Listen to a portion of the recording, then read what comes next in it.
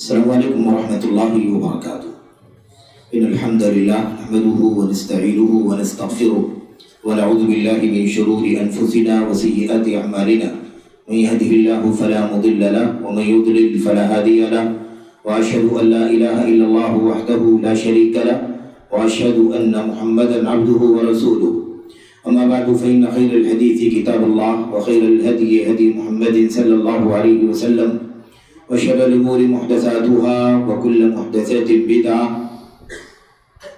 وكل بدعة ضلالة وكل ضلالة في النار۔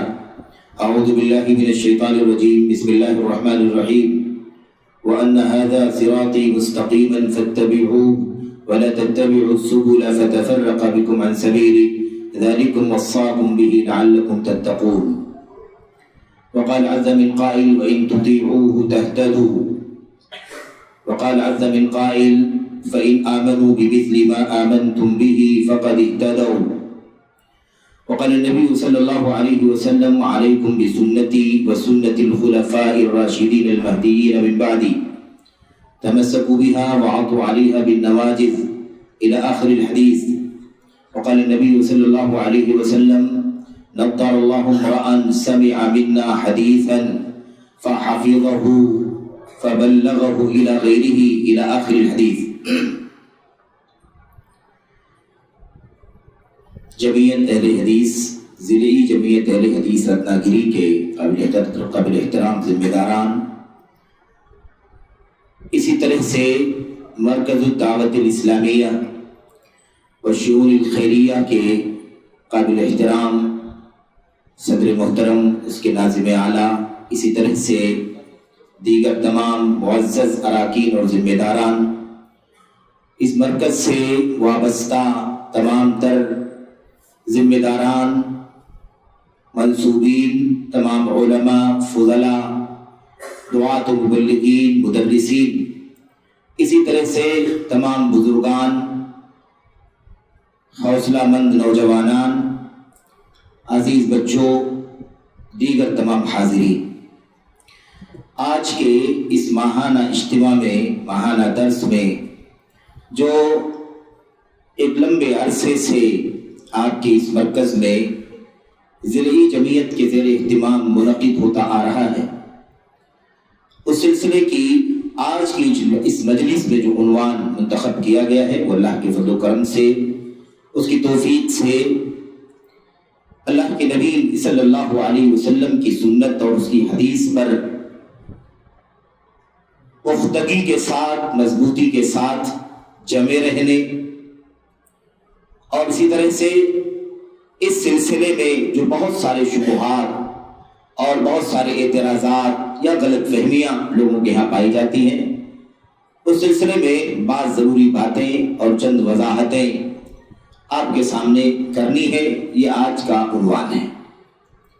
دعوت اہل حدیث کی حقیقت اور بعض شبہات کا ازالہ۔ اصل میں اس طرح کے موضوعات کی ضرورت ہمیشہ رہی ہے، اور ہمیشہ اس طرح کے موضوعات پر باتیں بھی ہوتی رہی ہیں۔ اللہ کے کلام کی آیات میں، اللہ کے نبی صلی اللہ علیہ وسلم کی احادیث میں، اسی طرح سے امت کے سلف، صحابہ کرام اور تابعین کی زندگیوں میں اگر ہم دیکھیں، ان تمام چیزوں کا مطالعہ کریں، سرسری طور پر بھی اگر ان تمام چیزوں کا جائزہ لیں، تو ہمیں یہ بات معلوم پڑے گی کہ اس منہج کو، اس راستے کو، یعنی دعوت اہل حدیث کو جا بجا بیان کیا گیا ہے۔ اس کے نام الگ الگ انداز کے صفاتی دیے گئے ہیں، ناموں کے سلسلے میں، پہچان کے سلسلے میں، تعارف کے سلسلے میں الگ الگ تعبیرات استعمال کی گئی ہیں، لیکن کتاب و سنت کے نصوص میں، اسی طرح سے سلف امت کی سیرت میں، ان کی زندگیوں میں اس موضوع کا جا بجا تذکرہ موجود ہے، اور اس کے لیے کوئی بہت زیادہ ہمیں لمبی محنت کرنے کی ضرورت بھی نہیں ہے، بس بہت ہی زیادہ ہمیں سنجیدہ ہو جانا ہے، ذہن کو، دل کو شفاف کر لینا ہے، خالی ذہن ہو جانا ہے، اور بہت ہی زیادہ عدل کے ساتھ، انصاف کے ساتھ ہمیں اس مسئلے پر غور کرنے کی ضرورت ہے۔ دعوت اہل حدیث کیا چیز ہے، اس کی حقیقت کیا ہے، اور کیوں اس پر اعتراضات ہو رہے ہیں، اعتراضات کہاں تک صحیح ہیں، اعتراض کرنے والے کہاں تک سوجھ بوجھ رکھتے ہیں، سوجھ بوجھ کی بنیاد پر اعتراضات کرتے ہیں یا اس کے پیچھے اور کچھ اسباب ہیں، وجوہات ہیں، شعوری غیر شعوری طور پر وہ اعتراضات کیے جا رہے ہیں، یہ ساری باتیں حقیقت پہ جاننے سے تعلق رکھتی ہیں۔ اور ایسا بھی نہیں ہے کہ یہ باتیں آپ کے سامنے ہو رہی ہیں تو یہ باتیں اس وقت نہیں ہو رہی ہیں، الحمدللہ تسلسل کے ساتھ یہ موضوعات ہمیشہ زیر بحث آتے ہیں، تحریریں موجود ہیں، کتابیں لکھی جاتی ہیں، مختلف انداز سے اس کے گوشوں کو خطبات کے حوالے سے، سرس کے ذریعے سے، اسی طرح سے اس طرح کے جو اجتماعات ہیں، پروگرام ہیں، دروس ہیں، اس کی ضمن میں یہ باتیں بیان کی جاتی ہیں۔ لیکن یہ باتیں بیان کی جاتی رہنی چاہیے، بار بار ان باتوں کا تذکرہ آنا چاہیے، کیونکہ یہ وہ سب سے بنیادی بات ہے، سب سے بنیادی مضمون ہے، موضوع ہے، جس سلسلے میں ہمیشہ گفتگو ہونی چاہیے۔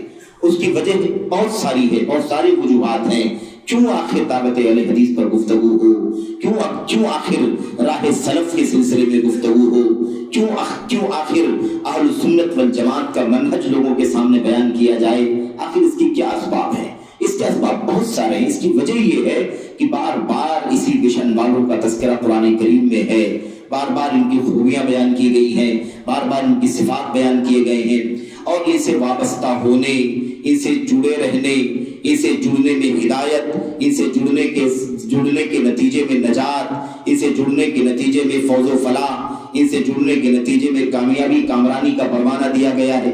یہ سارے سرسری طور پر چند اسباب ہیں جس وجہ سے اس موضوع پر گفتگو ہونی چاہیے، رہنمائی کی جانی چاہیے، اور اپنے بھائیوں کو بھی جو بسا اوقات بہت سارے آج کل کے اس میڈیا کے دور میں بہت سارے پروپیگنڈے کیے جاتے رہے ہیں پروپیگنڈے، لیکن اس دور میں چونکہ پروپیگنڈے بڑی تیزی کے ساتھ پھیل جاتے ہیں اور لوگ اس کی زد میں آ جاتے ہیں، بیٹھ جاتے ہیں، اس لیے ہمیں چاہیے کہ فتنہ جب تیز رفتار ہو جائے تو اس کا ازالہ اس سے بھی زیادہ تیز رفتاری کے ساتھ کیا جانا چاہیے۔ اسی لیے ہماری اور آپ کی ذمہ داری بنتی ہے کہ اس دور میں خاص طور پر اس موضوع پر گفتگو کی جائے اور اس حوالے سے لوگوں کی غلط فہمیوں کا ازالہ کیا جائے۔ دیکھیں، اسی مقصد کے پیش نظر ذمہ داران مرکز نے اور ضلعی جمعیت کے اراکین اور ذمہ داروں نے اس موضوع کو منتخب کیا تاکہ ہم اور آپ اہل حدیث کی دعوت کیا ہے، اس کی حقیقت کو ہم خود سمجھیں، اور ہم جانتے ہیں تو اسے اثر و اپنے ذہنوں میں، اپنے دلوں میں تازہ کر لیں اور اپنے دلوں میں خوشی کا، مسرت کا احساس کریں، اور اسی طرح سے اللہ تبارک و تعالیٰ کی حمد کریں کہ اللہ تعالیٰ نے ہمیں اور آپ کو اس دعوت سے وابستہ ہونے کی توفیق عطا فرمائی ہے، اس راہ سے اللہ تبارک و تعالیٰ نے ہمیں جڑنے کی توفیق عطا فرمائی ہے، اسی مشن پر اللہ عز و جل نے ہمیں کاربند رکھا ہے، اور اسی پر کاربند رہیں، اس وقت کاربند رہیں جب تک دنیا میں رہیں، جب دنیا سے جائیں تو اسی منہج کے ساتھ دنیا سے جائیں، کیونکہ اسی پر دنیاوی سرخروئی ہے، دنیاوی کامیابی اور کامرانی ہے، آخرت کی فوز و فلاح ہے، جنت سے ہمکناری ہے اور جہنم سے نجات ہے۔ یہ ساری چیزیں ہماری زندگی اور آخرت کے لیے سب سے بڑا سرمایہ ہے، اس کے بغیر ہماری زندگی کا کوئی حاصل نہیں ہے۔ اگر ہم دنیا کے اندر وہ امن اور وہ راحت محسوس نہ کر پائیں جو ہمیں اس دنیا میں رہتے ہوئے حاصل ہونی چاہیے، اس کے اسباب میسر ہیں، اس کے وسائل میسر ہیں، وہ راستہ میسر ہے، وہ مشن ہمارے پاس موجود ہے، تو کیوں نہ ہم اس مشن پر چل کر کے وہ امن و راحت اور سکون محسوس کریں، اور پوری دلجمعی کے ساتھ، پوری للہیت کے ساتھ، اسی طرح سے پورے طور پر آمادگی کے ساتھ، علی بصیرہ، علم کی روشنی میں، پورے اطمینان کے ساتھ، کوئی شک نہیں، کوئی شبہ نہیں، ذہن و دماغ میں کوئی وسوسہ نہیں کہ ہم صحیح راستے پر ہیں یا نہیں ہیں، ایسا جب کوئی مسئلہ نہیں ہے تو پھر ہم کیوں نہ اس راستے کو اچھی طرح سے مضبوطی سے سمجھ لیں اور اس پر کاربند رہ کر کے زندگی گزاریں، اور اسی پر دنیا میں بھی اور اسی پر آخرت میں بھی ہم اللہ تبارک و تعالیٰ کا سامنا کریں۔ تو بہرحال اس مقصد کے پیش نظر اس عنوان کا انتخاب کیا گیا ہے۔ چند باتیں میں انشاءاللہ تبارک و تعالیٰ اللہ کی توفیق مانگتے ہوئے قرآن کریم کی آیات کی روشنی میں، اسی طرح سے اللہ کے نبی صلی اللہ علیہ وسلم کی حدیث کی روشنی میں، اور چند باتیں صحابہ کرام اور بعد کے جو ہمارے اسلاف ہیں، ائمہ، علماء، فقہا، اور ان کی سیرت کی روشنی میں کچھ باتیں میں عرض کرنا چاہوں گا۔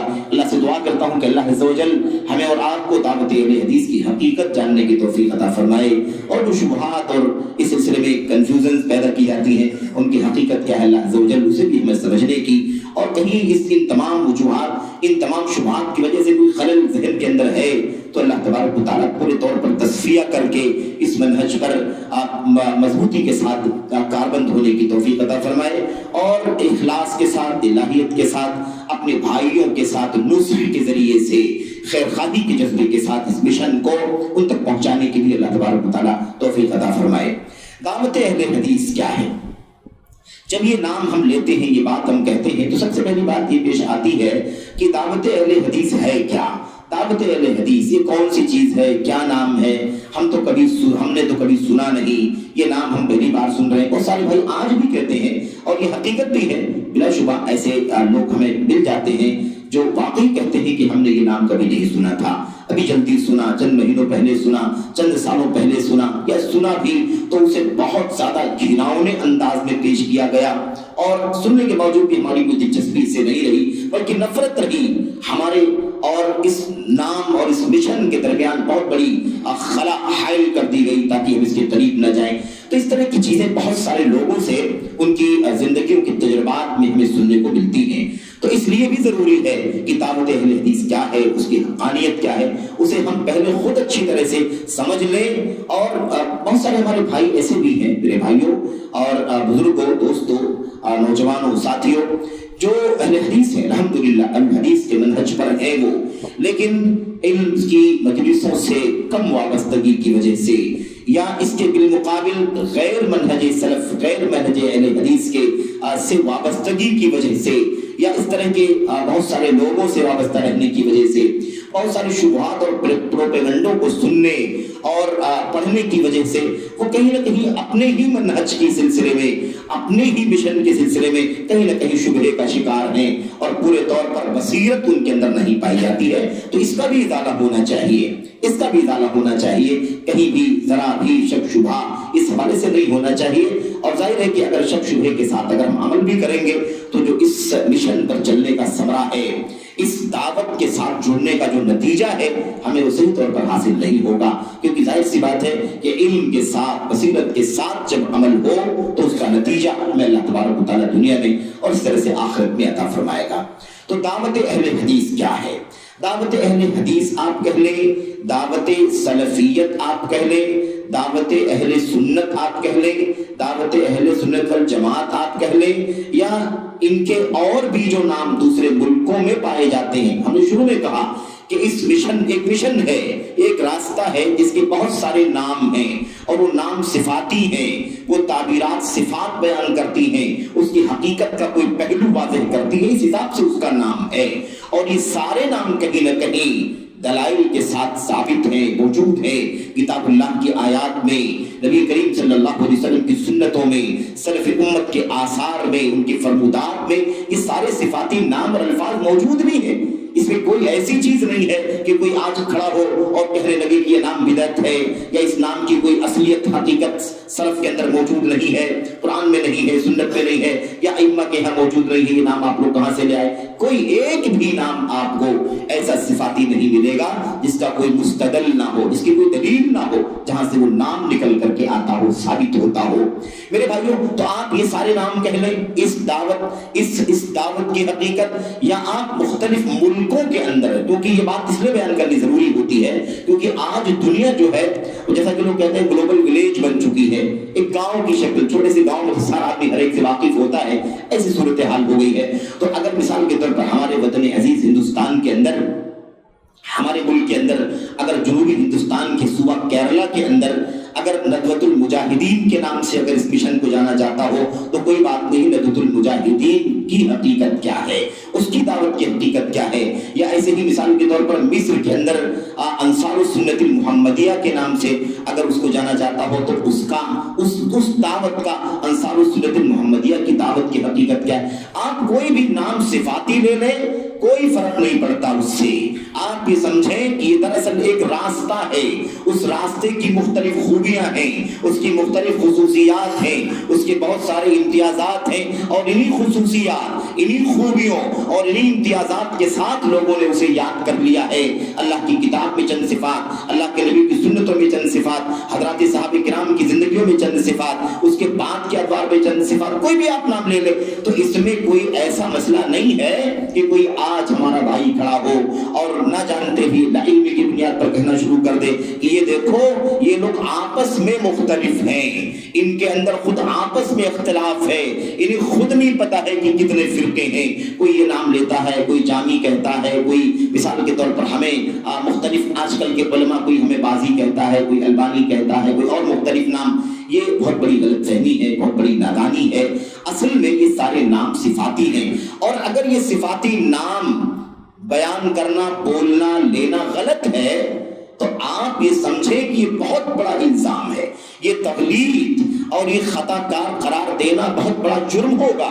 کیوں؟ اس لیے کہ خود نبی کریم صلی اللہ علیہ وسلم کی حدیثوں میں اس راستے کے راہیوں کو مختلف ناموں سے یاد کیا گیا ہے. کہیں کسی کو طائف منصورہ کہا گیا، کہیں کسی کو فرقہ ناجیہ کہا گیا، کہیں کسی کو الجماعہ کہا گیا، کہیں کسی کو اہل سنہ کہا گیا، کہیں کسی کو حدیث کے عاملین کہا گیا، کہیں کسی کو سنت کے عاملین کہا گیا، حاملین کہا گیا. اس لیے یہ کوئی عیب کی بات نہیں ہے، یہ کوئی عیب کی بات نہیں ہے، بلکہ یہ اس مشن کی جامعیت ہے، یہ اس مشن کا، اس راستے کا یہ امتیاز ہے کہ اس کے اندر اتنی ساری خوبیاں پائی جاتی ہیں جو اللہ کی کلام، نبی کی سنت اور صحابہ اور سلف اور بعد کے لوگوں کی سیرت میں ان کے آثار کے اندر پائی جاتی ہیں. تو بہرحال اس کے مختلف نام ہیں، صفاتی نام ہیں. اس دعوت کی حقیقت کیا ہے؟ یہ دعوت دراصل اللہ کے کلام اور اللہ کی نبی صلی اللہ علیہ وسلم کے فرمان کی دعوت ہے. کتاب اللہ کی طرف بلانا، سنت رسول صلی اللہ علیہ وسلم کی طرف بلانا. ہم کسی اور کی طرف نہیں بلاتے، ہم اللہ کی کتاب کی طرف بلاتے ہیں، اللہ کے نبی صلی اللہ علیہ وسلم کی سنتوں کی طرف بلاتے ہیں. اور نام کے بارے میں اختلاف اس لیے بھی نہیں ہونا چاہیے کہ اللہ تبارک نام، یعنی کوئی نام ڈھونڈنے کی ضرورت بھی نہیں ہے، اس لیے کہ سارے نام صفاتی ہیں. اصل تو مشن ہے، اصل تو راستہ ہے. یا ایھا الذین آمنوا اطیعوا اللہ واطیعوا الرسول واولی الامر منکم فان تنازعتم فی شیء فردوه الی اللہ والرسول ان کنتم تؤمنون باللہ والیوم الآخر ذلک خیر واحسن تأویلا. اللہ تبارک و تعالی نے فرمایا اے لوگو، اے ایمان والو، اللہ کی اطاعت کرو، اللہ کے کا کہا مانو، اس کے رسول صلی اللہ علیہ وسلم کا کہا مانو. وَأُولِي الْأَمْرِ مِنْكُمْ، اور اپنے معاملات کے ذمہ داروں کی اطاعت کرو، اللہ تبارک و تعالیٰ کی اطاعت کرو، اس کے رسول صلی اللہ علیہ وسلم کی اطاعت کرو، اور اپنے معاملات کے ذمہ داروں کی. یہ آیت کریمہ کا من و ان ترجمہ ہے. یا ایھا الذین آمنوا اطیعوا اللہ واطیعوا الرسول واولی الامر منکم، اے ایمان والو اللہ کی اطاعت کرو، رسول کی اطاعت کرو، اور اپنے ذمہ داروں کی. یہ ہے اس کا ترجمہ. یعنی 2 مرتبہ اللہ تعالیٰ کے ساتھ، اللہ کے رسول کے ساتھ اطیعوا اطاعت کرو کا لفظ دہرایا گیا، اور اس کے بعد تیسری مرتبہ آگے کہا گیا اپنے معاملات کے ذمہ داروں کی. اس لفظ کے ساتھ، معاملات کے ذمہ داروں کے ساتھ اطیعوا کا لفظ ریپیٹ نہیں کیا گیا. میرے بھائیوں، آگے اللہ تبارک و تعالیٰ نے فرمایا اگر تمہارا کسی مسئلے میں تنازع ہو جائے. اچھا، معاملات کے ذمہ دار کون ہیں؟ اس حوالے سے سارے سلف کے اقوال کو اگر اکٹھا کر لیا جائے، تفاسیر کو اکٹھا کر لیا جائے، صحابہ کی، تابعین کی تفاسیر کو اکٹھا کر لیا جائے، تو اس کا خلاصہ یہ ہے کہ اس سے مراد العلماء والامراء، اس سے مراد علماء ہیں اور امراء ہیں. علماء اور امراء، علماء سنت، علماء کتاب، علماء سنت، اور ایسے ہی امراء جو علم کتاب اور علم سنت کے ذریعے سے حکمرانی کرتے ہوں، مسلمانوں کے نظام کو چلاتے ہوں، تو علماء اور امراء اس سے مراد ہیں. اور علامہ ابن القیم رحمۃ اللہ علیہ نے اس بات کو اچھی طرح سے بار بار واضح کیا ہے کہ مراد اس سے دونوں طبقے ہیں، علماء کا بھی طبقہ اور امراء کا بھی طبقہ. لیکن علماء ان دونوں کے اندر وہ سب سے اونچا مقام رکھتے ہیں، کیونکہ امراء بھی علماء کے تابع ہیں، امراء بھی علماء کے تابع ہیں. جو مسلمانوں کے امراء ہیں، مسلمانوں کے ائمہ ہیں، مسلمانوں کے حکام ہیں، مسلمانوں کے حکمران ہیں، بادشاہ ہیں، خلیفہ ہیں، ان کی بھی ذمہ داری ہے کہ وہ کتاب و سنت کے علم کی روشنی میں جو علماء کے ذریعے سے ان تک پہنچے گا، اس علم کے ذریعے سے وہ نظام حکومت چلائیں، امارت چلائیں، خلافت چلائیں. تو اصل میں ولی امر صحیح معنوں میں اصل جو ہے وہ اللہ تبارک و تعالیٰ کے یہاں، اللہ تبارک و تعالیٰ کی کتاب میں جو مراد ہے وہ امت کے علماء ہیں. تو امت کے علماء، اولو الامر سے مراد کون ہے؟ امت کے علماء اور عمرا، اور ان دونوں میں بالادستی ہے علماء کو، کیونکہ عمرا بھی علماء کے تابع ہیں۔ اس کے بعد اللہ تبارک و تعالیٰ فرماتا ہے فَإِن تَنَازَعْتُمْ فِي شَيْءٍ فَرُدُّوهُ إِلَى اللَّهِ وَالرَّسُولِ، اگر تمہارا کسی چیز میں تنازع ہو جائے، جھگڑا ہو جائے، اختلاف ہو جائے، فَرُدُّوهُ إِلَى اللَّهِ وَالرَّسُولِ، تو اسے لوٹا دو، اسے لوٹا دو رسول کی، اللہ کی طرف اور رسول کی طرف۔ اللہ تبارک و تعالیٰ کے کلام کی اس آیت کریمہ کا مشن ہی اللہ کے فضل و کرم سے دعوت اہل حدیث ہے، یہی مشن ہی دعوت اہل سنت ہے، یہی مشن ہی دعوت سلفیت ہے، یہی حقیقت ہے دعوت اہل حدیث کی، دعوت سلفیت کی، اور ایسے ہی دعوت آپ طائفہ منصورہ کہہ لیں، فرقہ ناجیہ کہہ لیں، جو بھی نام آپ دے لیں، یہی مشن ہے، یہی مشن ہے اور یہی اس کا خلاصہ ہے۔ تو یہ حقیقت ہے اس دعوت اہل حدیث کی کہ یہ دعوت دیتے ہیں اللہ تبارک و تعالیٰ کا کہا مانو، اللہ کے رسول صلی اللہ علیہ وسلم کا کہا مانو، اور اپنے ذمہ داروں کا کہا بھی مانو جب تک وہ اللہ کی کتاب اور نبی کی سنت کے مطابق بتائیں۔ آگے اللہ نے فرمایا جھگڑا ہونے کی صورت میں تیسرا آپشن نہیں رہے گا، اولو الامر، معاملات کی ذمہ دار علماء یا معاملات کی ذمہ دار عمرا، یہ اختلاف کے بعد مرجع کی حیثیت سے صرف اور صرف اللہ تبارک و تعالیٰ کی طرف لوٹنا ہوگا، اور صرف نبی کریم صلی اللہ علیہ وسلم کی سنت کی طرف لوٹنا ہوگا۔ مفسرین نے اپنی تفسیروں کے اندر لکھا اللہ کی طرف لوٹاؤ، اس کے رسول کی طرف لوٹاؤ، اللہ کی طرف لوٹانے کا معنی اس وقت جب یہ کلام الہی، یہ آیت کریمہ کلام الہی میں اتری ہے، اس وقت بھی اللہ کی طرف لوٹانے کا مطلب اللہ کے کلام کی طرف لوٹانا ہے، اللہ کے کلام قرآن کریم کی طرف لوٹانا ہے، اور اللہ کے رسول کی طرف لوٹانے کا مطلب اس وقت جب یہ آیت کریمہ اتری ہے اور جب تک نبی کریم صلی اللہ علیہ وسلم زندہ تھے تب تک براہ راست آپ کی طرف لوٹانا تھا، آپ سے پوچھنا تھا، آپ سے استفتاء کرنا تھا، آپ سے رجوع کرنا تھا، اور آپ کی وفات کے بعد اب یہ رسول کی طرف لوٹانے کا مطلب آپ کی سنتوں کی طرف لوٹانا، آپ کی حدیث کی طرف لوٹانا، یہ اس آیت کریمہ کا معنی ہے۔ تو اس پوری آیت کریمہ کا جو فحوہ ہے، اس کا جو مضمون اور خلاصہ ہے، وہی دعوت اہل حدیث ہے، اور اس کے نمونے، اس کے گوشے، اس کے رجحات، اس کی مثالیں اور دیگر بہت سارے حوالے آپ کو دین اسلام کے تمام پہلوؤں میں مل جائے گا جو دعوت اہل حدیث کی حقیقت ہے۔ تو دعوت اہل حدیث کی حقیقت یہی ہے کہ اللہ اور اس کے رسول کی طرف لوٹانا، اور امت کے علماء اسی کی رہنمائی میں لوگوں کو گائیڈ کریں، امت کے عمرا اسی کی روشنی میں نظام حکومت اور مملکت چلائیں۔ لیکن اگر اختلاف ہو جاتا ہے تو پھر اس کے بعد مرجع اللہ کی کتاب اور مرجع نبی کریم صلی اللہ علیہ وسلم کی سنت کو بنایا جائے گا، اس معنی میں کہ وہی اصل ہے، اسی کی تبلیغ پر مامور ہے امت کے علماء، اسی کی تبلیغ پر پہنچانے پر مامور ہے امت کے ائمہ، اسی پر مامور ہے امت کے محدثین اور فقہاء، اسی پر مامور ہے امت کے دعات اور مبلغین اور مصلحین اور مرشدین، سب اسی کے نشر و اشاعت کے مشن پر مامور ہے۔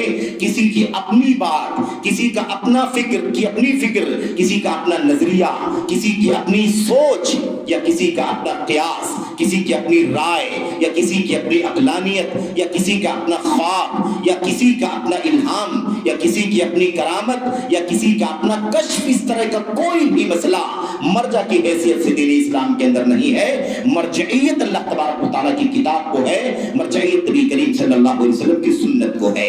یہی وجہ ہے کہ ہم نے یہ نام خود نہیں رکھا، یہ نام خود نبی کریم صلی اللہ علیہ وسلم نے رکھ دیا، اللہ کے کلام کے اندر یہ لفظ استعمال ہو گیا، صحابہ کرام کی زندگیوں میں لفظ استعمال ہوا، ان کے بعد کے ادوار میں بھی یہ نام مختلف تعبیرات میں استعمال ہوا۔ میرے بھائیوں، میرے بزرگوں، اللہ کے کلام، اللہ کے نبی صلی اللہ علیہ وسلم کے فرمان میں بہت ساری باتیں موجود ہیں۔ میں ایک دو باتیں آپ کے سامنے عرض کروں گا تاکہ اس دعوت کی حقیقت جو ہے وہ سامنے آ جائے، اور پھر اس کے بعد اس سلسلے میں جو چند شبہات ہیں ان شبہات کا تذکرہ میں آپ کے سامنے کرنا چاہوں گا۔ بہت زیادہ لمبی بات کرنے کی ضرورت بھی نہیں ہے، کیونکہ یہ ایسا مشن ہے جس میں کوئی ظاہر اور باطن نہیں ہے. یہ وہ مشن ہے جس کا ظاہر بھی وہی ہے, باطن بھی وہی ہے, جس کے اندر کوئی تاریکی اندھیرے کا, تاریکی اور اجالے کا فرق نہیں ہے. اس کا اجالا بھی وہی ہے, اندھیرا بھی وہی ہے.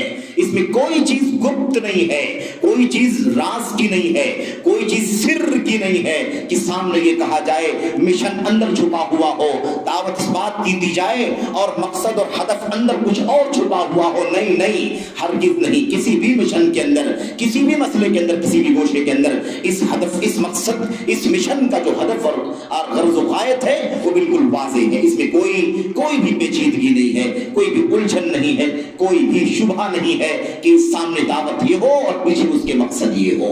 میرے بھائیوں, میرے بزرگوں, کیونکہ یہ وہ اصل دین ہے, یہ وہ اصل مشن ہے جو اللہ تبارک و تعالیٰ کی طرف سے نبی محترم صلی اللہ علیہ وسلم لے کر کے آئے, اور آپ نے 23 سالہ زندگی میں دنیا کے سامنے پیش کیا, اور اس کے بعد آپ کی وفات کے ساتھ ہی یہ سلسلہ ختم ہو گیا اور یہ پوری ذمہ داری امت کے علماء کے سروں پر آ گئی. اب جو اس مشن کے علماء ہیں ان کی ذمہ داری ہے کہ وہ اس مشن کو اسی جذبے کے ساتھ, اسی سوچ اور فکر کے ساتھ آگے کی نسلوں تک پہنچائیں, کیونکہ اب کوئی نبی آنے والا نہیں ہے.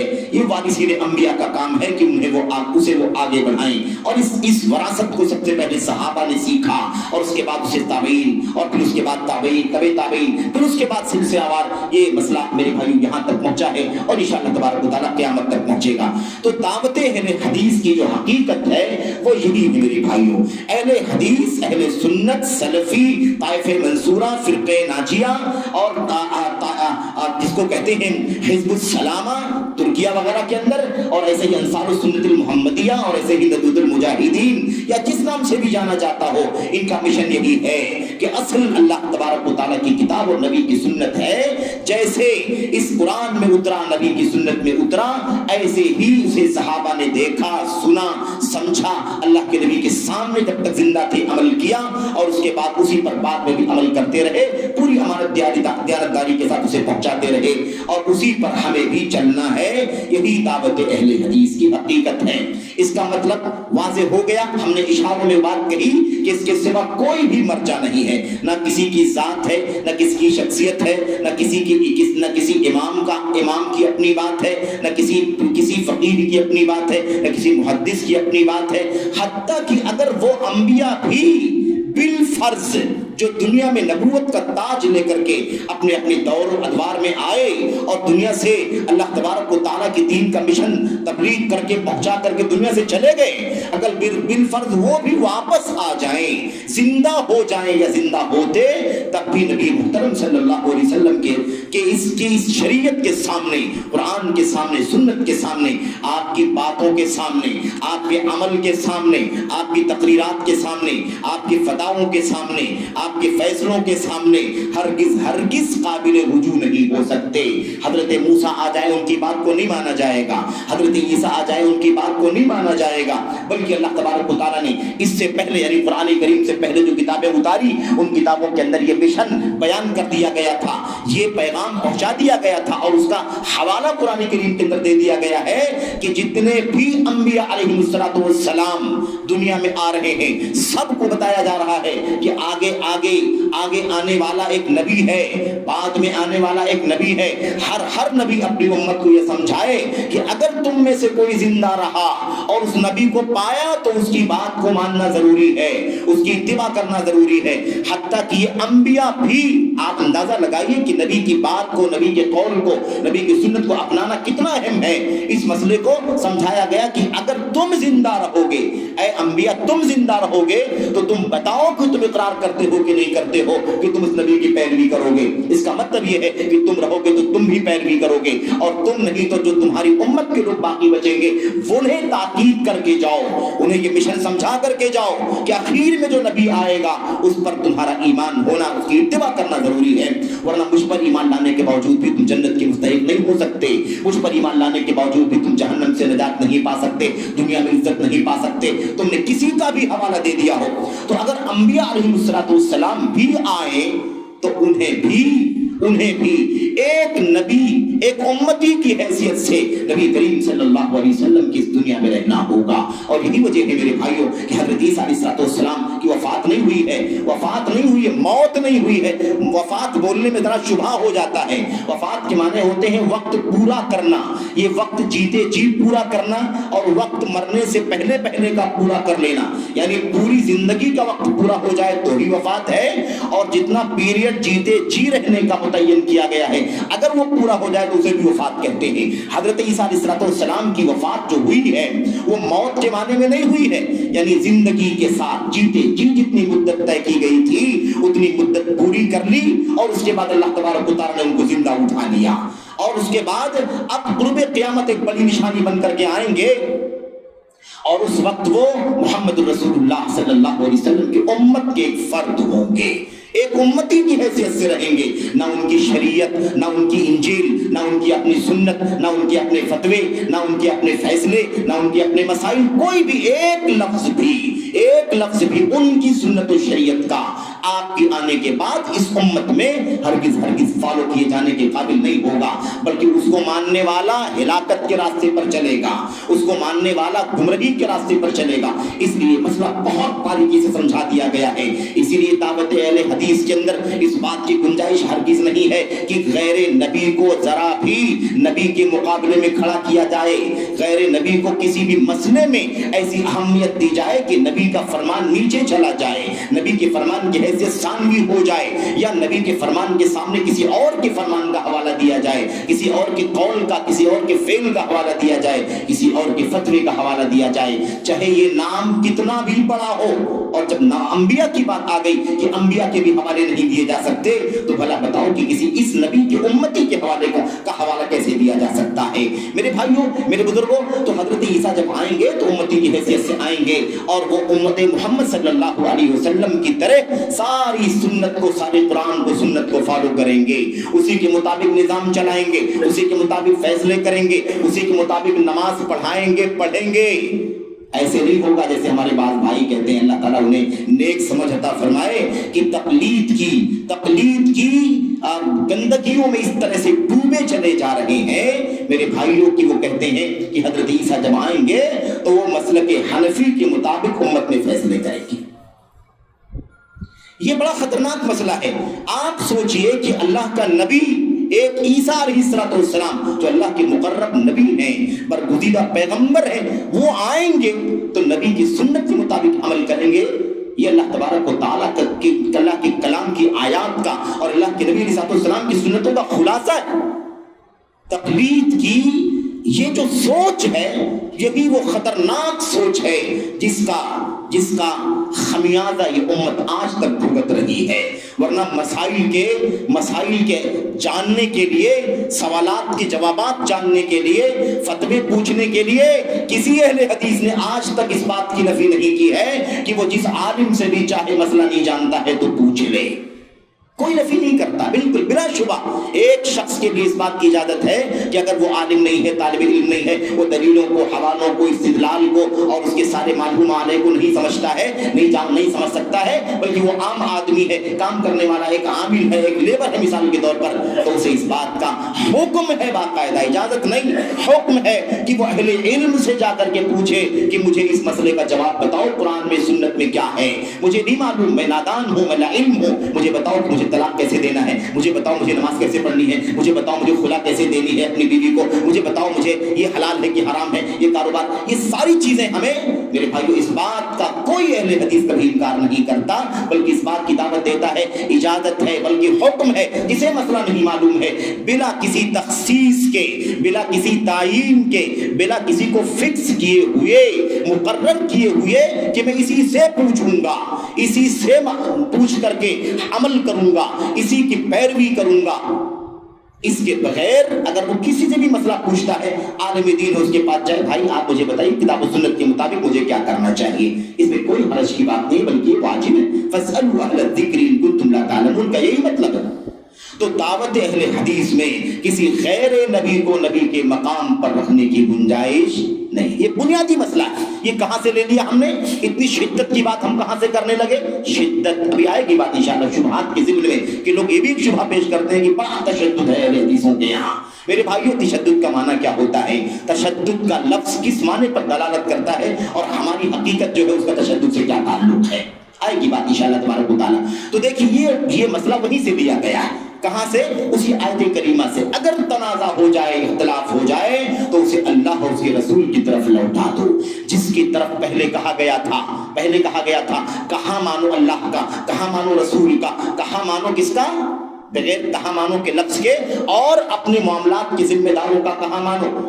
اختلاف اور تنازع کے بعد لوٹانا ہے مسئلے کو اللہ کی طرف، لوٹانا ہے اللہ کے رسول صلی اللہ علیہ وسلم کی طرف. لا طاعۃ لمخلوق فی معصیۃ الخالق. اللہ تبارک و تعالیٰ کی نافرمانی میں کسی مخلوق کی بات نہیں مانی جائے گی، کسی مخلوق کی اطاعت نہیں کی جائے گی، فرما برداری نہیں کی جائے گی.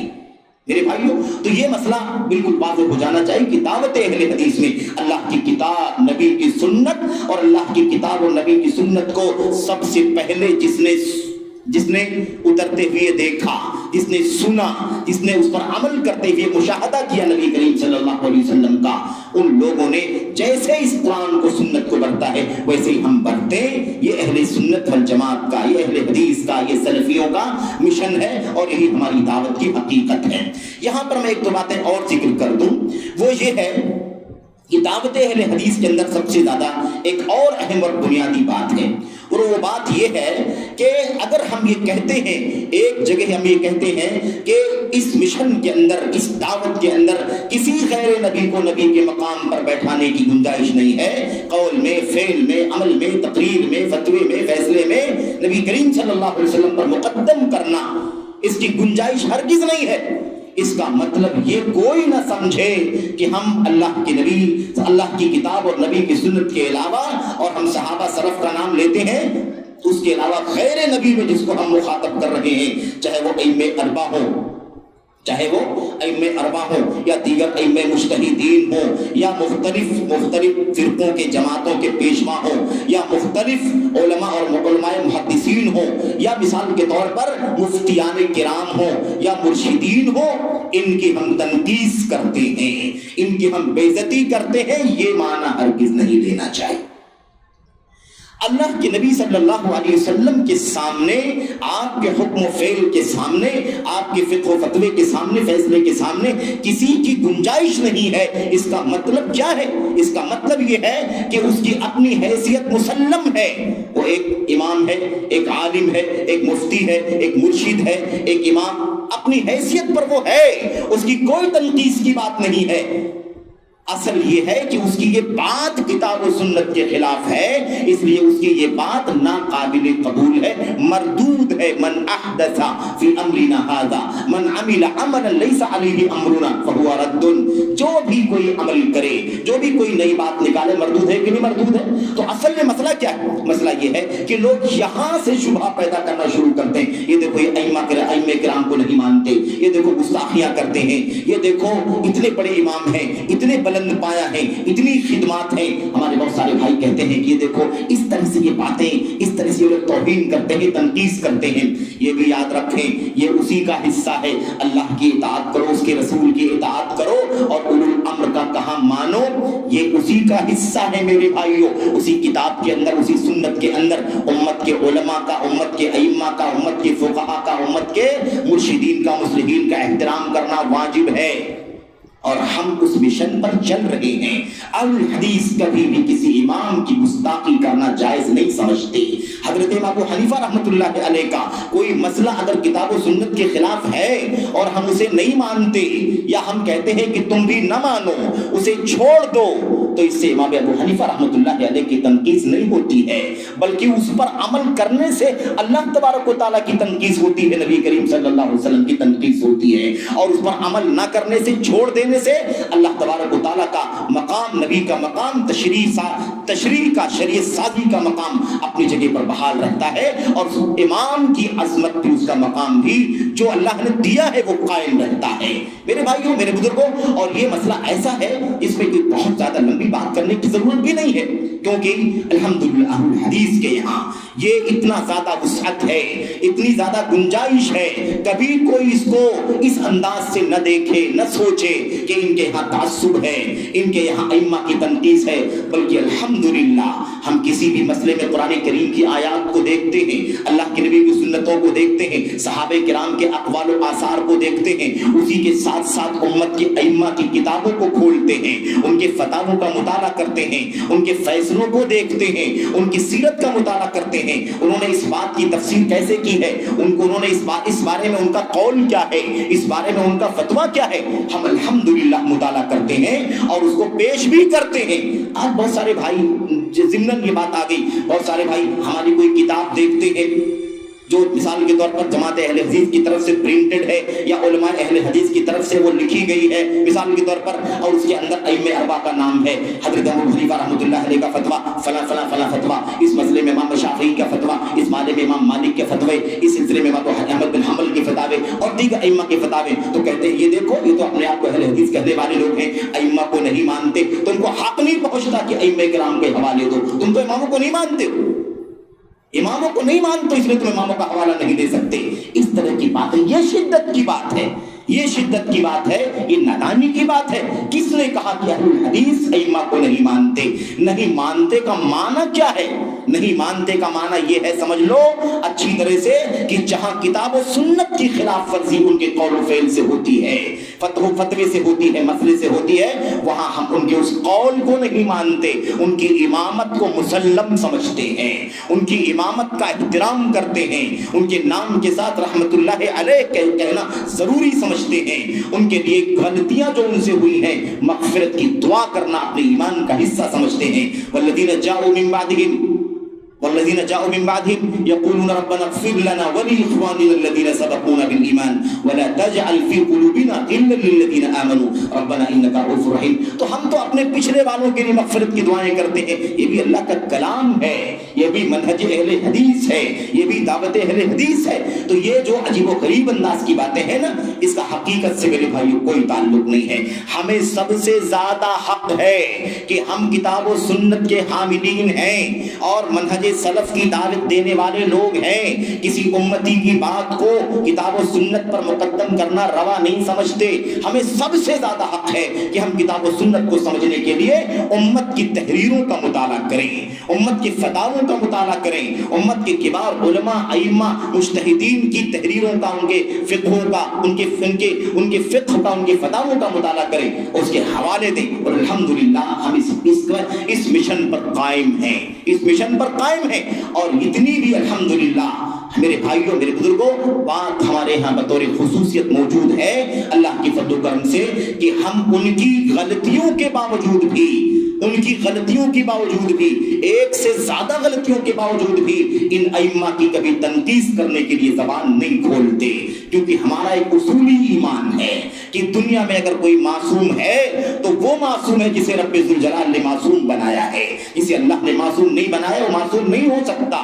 اس لیے غلطی سب سے ہو سکتی ہے، غلطی سب سے ہو سکتی ہے، اور اسی لیے ہم غلطیوں کو واضح کرنا بھی اپنا ایمان سمجھتے ہیں کہ دیکھو یہاں سے غلطی ہو گئی ہے، یہاں شاید چوک ہو گئی ہے، یہ دلیل سامنے نہیں آئی ہوگی، یا سمجھنے میں فرق پڑ گیا، یا مثال کے طور پر فلاں قول ان کے سامنے نہیں آیا، اس وجہ سے یہ مسئلہ ان کے یہاں غلط ہو گیا، اور اس غلطی کی نشاندہی کرنا ایمان سمجھتے ہیں، ادب کے ساتھ، احترام کے ساتھ اس پر نوٹ لگاتے ہیں، اس پر حاشیہ لگاتے ہیں، تاکہ کوئی اس کو پڑھ کر کے آنکھ بند کر کے پڑھے اور گمراہ نہ ہو جائے، کیونکہ ہم سب پابند ہیں، ایمان ہم نے رب ذوالجلال کا، ایمان ہم نے نبی کریم صلی اللہ علیہ وسلم کا قبول کیا ہے، تو اب ہم کسی اور کی بات کو ماننے کے مکلف نہیں ہیں۔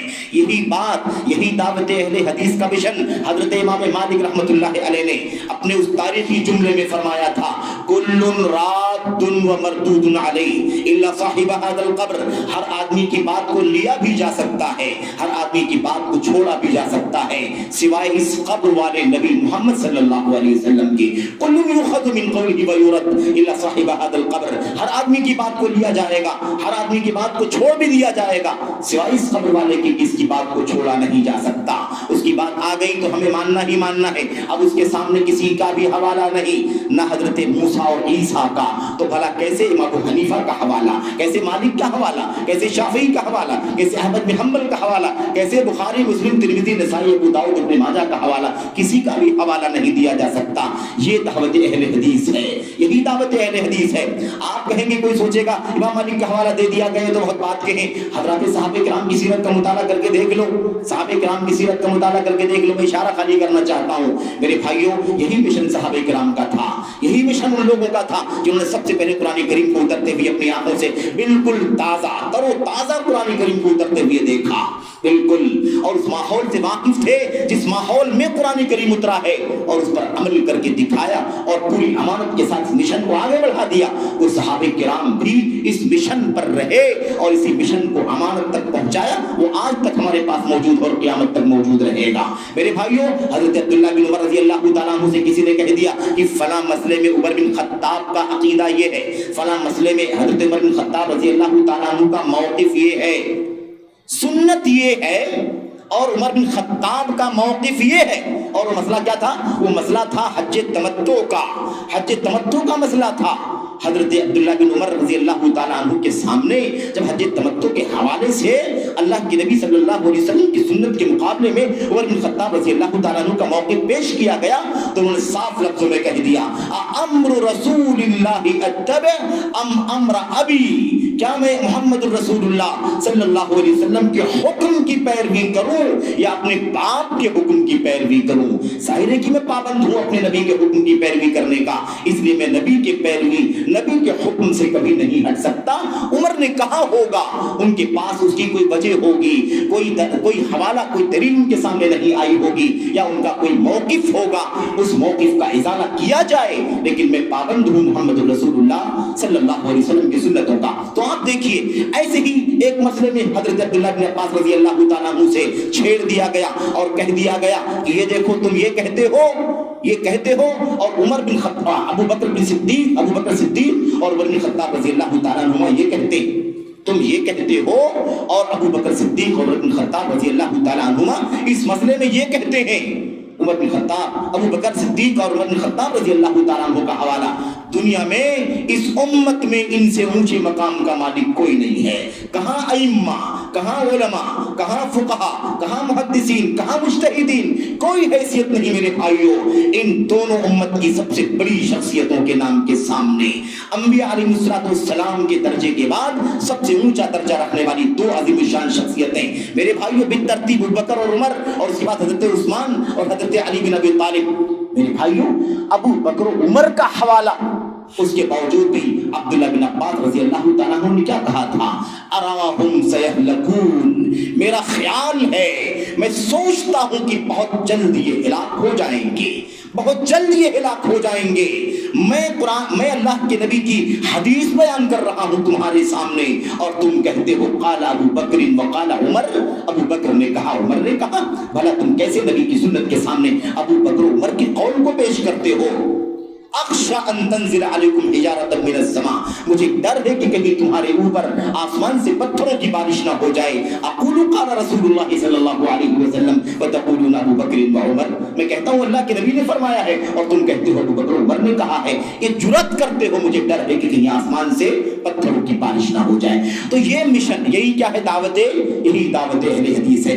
آپ اس کے پہلو پر غور کر لینا، چونکہ وقت ایسا نہیں ہے کہ ہم الگ الگ ہم بتائیں کہ دعوت اہل حدیث کے اندر 10 پوائنٹ ہے، یہ فلاں فلاں فلاں فلاں، بہت وقت والی چیز ہے وہ، لیکن آپ نے سمجھ لیا کتاب و سنت سلف امت کا طریقہ، اور ہم اس کے مقابلے میں کسی امتی کی اپنی بات، اپنی رائے، اپنا قیاس، اپنا فتویٰ ہم ہرگز ماننے کو تیار نہیں ہیں۔ ان کی تنقیص ہمارے یہاں نہیں ہے، ان کا احترام ہے، ان کا ادب ہے، ان کے لیے رحمت کی مغفرت کی دعا ہے، اور ان کی کتابوں سے استفادہ ہے، ان کے علم سے استفادہ ہے، ان کے فتووں سے استفادہ ہے، لیکن غلطیوں کو ہم ہرگز تسلیم کرنے کو تیار نہیں ہیں۔ ان کی غلطیوں کو باقی رکھنا بھی گوارا نہیں ہے، بلکہ ان غلطیوں کی نشاندہی کرنا بھی ضروری ہے، کیونکہ یہی امانت ہے کتاب و سنت کی، اور غلطیوں کی نشاندہی کرنے سے کوئی بے عزتی نہیں ہوتی ائمہ کی، کسی किसी की तनकीस नहीं होती। और इस मसले को भी समझना है तो एक नुक्ते से समझ लो। हजरत उमर बिन खत्ताब रज़ी अल्लाह तआला अन्हु ने कहा था, रहिमल्लाहु इम्रअन अहदा इलैया उयूबी, अल्लाह तबारक व तआला उस शख्स पर रहम फरमाए जो मेरे उयूब को मुझे हदिया कर दे, जो मेरी गलतियों को मुझे बता करके मुझे बतौर तोहफा ला करके दे दे। अपनी गलतियों की निशानदही को अपने लिए हदिया कहा करते थे। तोहफा, जैसे कोई तोहफा ला करके दे दे तो आप उसको जज़ाकल्लाहु खैरन कहते हैं, शुक्रिया अदा करते हैं। हमारे असलाफ हज़रत उमर बिन खत्ताब रज़ी अल्लाह तआला अन्हु कहा करते थे, अल्लाह ताला उस शख्स पर रहम फरमाए, पेश की रहमत की दुआ जो मेरी गलतियां मेरे उयूब ला करके मुझे बता दी। उमर तुमसे ये गलती हो रही है, उमर तुमसे ये गलती हो रही है। और बहुत सारी बातें हैं। उमर बिन खत्ताब रज़ी अल्लाह तआला अन्हु के सामने उनकी खिलाफत के दौर में ऐसे एक दो मसाइल में उनसे चूक हुई तो उन्होंने लास्ट में क्या कहा, सारा वाकया पेश आने के बाद कहा, अगर फला न होता, उसने हमारी रहनुमाई न की होती, इस मसले में सुन्नत का रास्ता न बताया होता तो हम सबको अल्लाह तबारक व तआला अज़ाब में मुब्तला कर देता। ये तो अल्लाह तबारक व तआला का फज़ल है कि फला ने हमारी रहनुमाई कर दी। तो खुलासा ये है दावत अहले हदीस। ये क्या है? ये है दावत अहले हदीस। अब इस हवाले से जो चंद शुबहात हैं मैं चाहता हूँ उसका भी तज़किरा, और शुबहात तो ऐसे तो बहुत सारे शुबहात हैं लेकिन मैं चाहता हूँ कि बहुत ज़्यादा तफसील में जाए बगैर चंद शुबहात का तज़किरा मैं आपके सामने करूँ। एक बात ये जान लीजिए कि जो ये मसला आमतौर पर बयान किया जाता है हदीस के लफ्ज़ के हवाले से, हदीस के नाम के हवाले से कि आप लोगों ने अहले हदीस कहाँ से अपना नाम रखा, तो मेरे भाइयों मेरे बुजुर्गों इस हवाले से बेशुमार बातें हैं। कितनी बातें आपके सामने, कितने हवाले आपके सामने रखे जाएंगे। आप वो हदीसें, बहुत सारी हदीसें ऐसी मारूफ हैं जो आप जानते हैं मारूफ हदीसें, लेकिन बाद हदीसें ऐसी हैं जिनका तज़किरा आपके सामने करना इंशाअल्लाह तबारक व तआला मुफीद होगा। और उससे हदीस और हदीस को अपनाने, हदीस को ढूंढने, हदीस के बारे में सवाल करने, हदीस की जुस्तजू करने का तज़किरा मिलता है तो आपके सीने के अंदर मेरे भाइयों हदीस और मनहज हदीस से मोहब्बत बहुत ज्यादा बढ़ जाएगी। जरा उसका भी हवाला आपके सामने दे दिया जाए। एक तो वो हदीस आप सुनते रहते हैं, नज़रल्लाहु इम्रअन समिअ मिन्ना हदीसन फहफ़िज़हु हत्ता युबल्लिगहु गैरहु व रुब्ब हामिल फ़िक़्ह इला मन हुवा अफ़क़हु मिन्हु व रुब्ब हामिल फ़िक़्ह लैसा बिफ़क़ीह। ये रिवायत आपके सामने तिर्मिज़ी की है। और इसका माना क्या है? इसका माना है अल्लाह तबारक व तआला उस आदमी को तरोताज़ा रखे, अल्लाह तबारक व तआला उस आदमी का चेहरा रोशन रखे, अल्लाह ताला उस शख्स को मुबारक बनाए, अल्लाह तबारक व तआला उस शख्स को तरोताज़ा रखे, खूबसूरत रखे, हरा भरा रखे। समिअ मिन्ना हदीसन, जो हमारी कोई एक हदीस सुने। अब जिन लोगों ने हदीस सुना था वो कौन थे? सबसे पहले जिन लोगों ने हदीस सुना, हदीस लिया तो अहले हदीस हुए कि नहीं हुए? साहबे हदीस हुए कि नहीं हुए? जिसने जो लिया उसका वाला हुआ कि नहीं हुआ?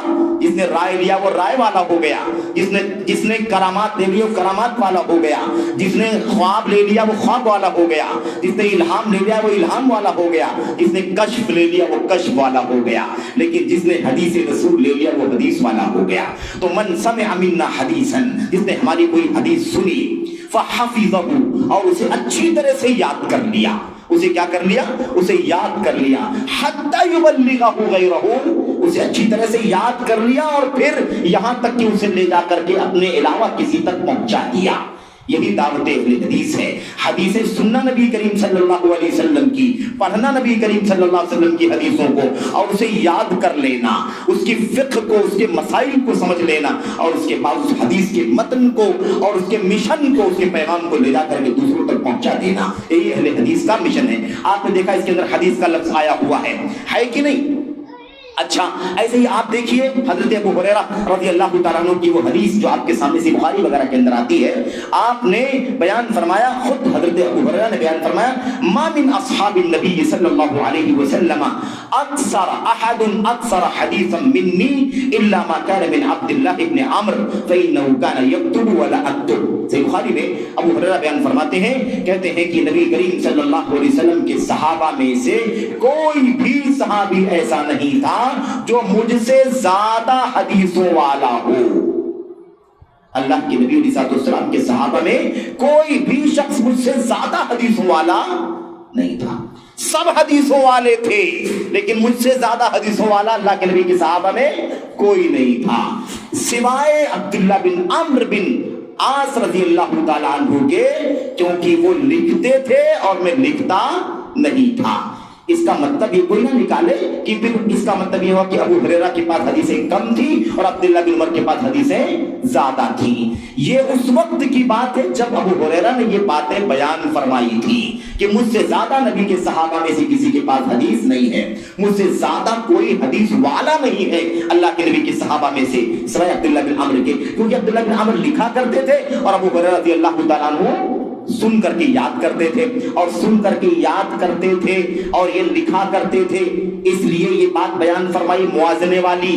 لیکن اس کے بعد وہ وقت بھی آیا جب حضرت ابو ہریرہ رضی اللہ تعالیٰ عنہ نے اپنی یادداشت میں بھول جانے وغیرہ کا جو مسئلہ ہوتا ہے فطری طور پر، اس کی شکایت کی نبی کریم صلی اللہ علیہ وسلم سے، اللہ کے نبی میں آپ کی بہت ساری حدیثیں سنتا ہوں لیکن بھول جایا کرتا ہوں، ذرا آپ بتائیے کہ میں کیسے آپ کی حدیثوں کو یاد کروں۔ یہ حدیث والے تھے، اہل الحدیث تھے، اصحاب الحدیث تھے، حدیثیں یاد کرتے تھے، ڈھونڈتے تھے، کثرت حدیث، خوب سننا، یاد کرنا، بھول جانے کا مسئلہ تھا۔ اللہ کے نبی بتائیے کہ میں کیا کروں؟ اللہ کے نبی نے فرمایا ابسط رداءک، ابو ہریرہ بھول جاتے ہو، اپنی چادر کو پھیلا دو، اور چادر ہی تھی ان کے پاس، دامن بھی نہیں تھا، کیونکہ وہ غریب صحابہ تھے، فقراء المسلمین، فقراء المسلمین تھے میرے بھائیوں، جن کو اللہ تبارک و تعالیٰ نے مقام عطا فرمایا۔ اور چادر پھیلا دو، چادر کہتے ہیں فبسطت ردائی، میں نے اپنی چادر پھیلا دی۔ اللہ کے نبی علیہ السلام نے اپنی چلو سے یوں 2 مرتبہ 3 مرتبہ آپ نے میری چادر کی طرف کیا، اس وقت آپ نے فرمایا تم یا ابا ہریرہ، ابو ہریرہ اسے اکٹھا کر لو، اسے سمیٹ لو۔ کہتے ہیں میں نے سمیٹ لیا، فما نسیت شیئا بعد سمعته من رسول اللہ صلی اللہ علیہ وسلم، اس کے بعد سے جتنی بات میں نے سنی نبی کریم صلی اللہ علیہ وسلم کی زبان سے، اس میں سے کچھ بھی کبھی نہیں بھولا۔ تو جب بھولنے کا مسئلہ تھا تو لکھنے والا معاملہ زیادہ تیز تھا، لکھنے والا زیادہ حدیثوں کو اکٹھا کر لیا کرتا تھا، لیکن جب یہ دعا مل گئی ابو ہریرہ رضی اللہ تعالیٰ عنہ کو تو پھر حافظے کی تو کوئی حد نہیں، جو سنا از پر ہو گیا تو پھر کہاں سے کوئی بھول سکتا ہے؟ اور خود کہتے ہیں فما نسیت شیئا بعد، کبھی بھی کچھ بھی نہیں بھولا۔ اور یہی ابو ہریرہ رضی اللہ تعالیٰ عنہ، یہی تقلید کی نیرنگیاں ہیں، یہی تقلید کی میرے بھائیوں میں کیا بتاؤں آپ کو گلفشانیاں ہیں، جس کے نتیجے میں لوگوں نے ابو ہریرہ رضی اللہ تعالیٰ عنہ کے بارے میں کہا کہ یہ یاد تو بہت کرتے تھے لیکن سمجھتے نہیں تھے اللہ کے نبی کی حدیث،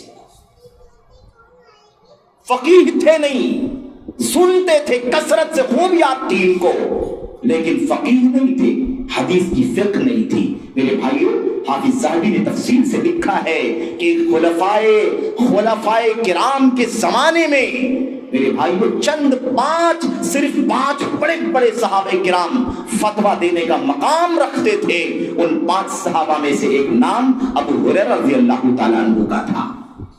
بتائیے پوری امت میں اگر کوئی چند 5 فقہا ہو اور ان میں سے ایک ابو ہریرہ ہو تو کیا بغیر فقہ جو فتویٰ دیا کرتے تھے؟ تو بہرحال یہ سب الزامات ہیں اور یہ سب باتیں بھی الگ ہیں کہ صحابہ کے سلسلے میں کس طرح کی گستاخیوں کے جملے، گستاخیوں کی باتیں لوگوں نے اپنی کتابوں کے اندر لکھی۔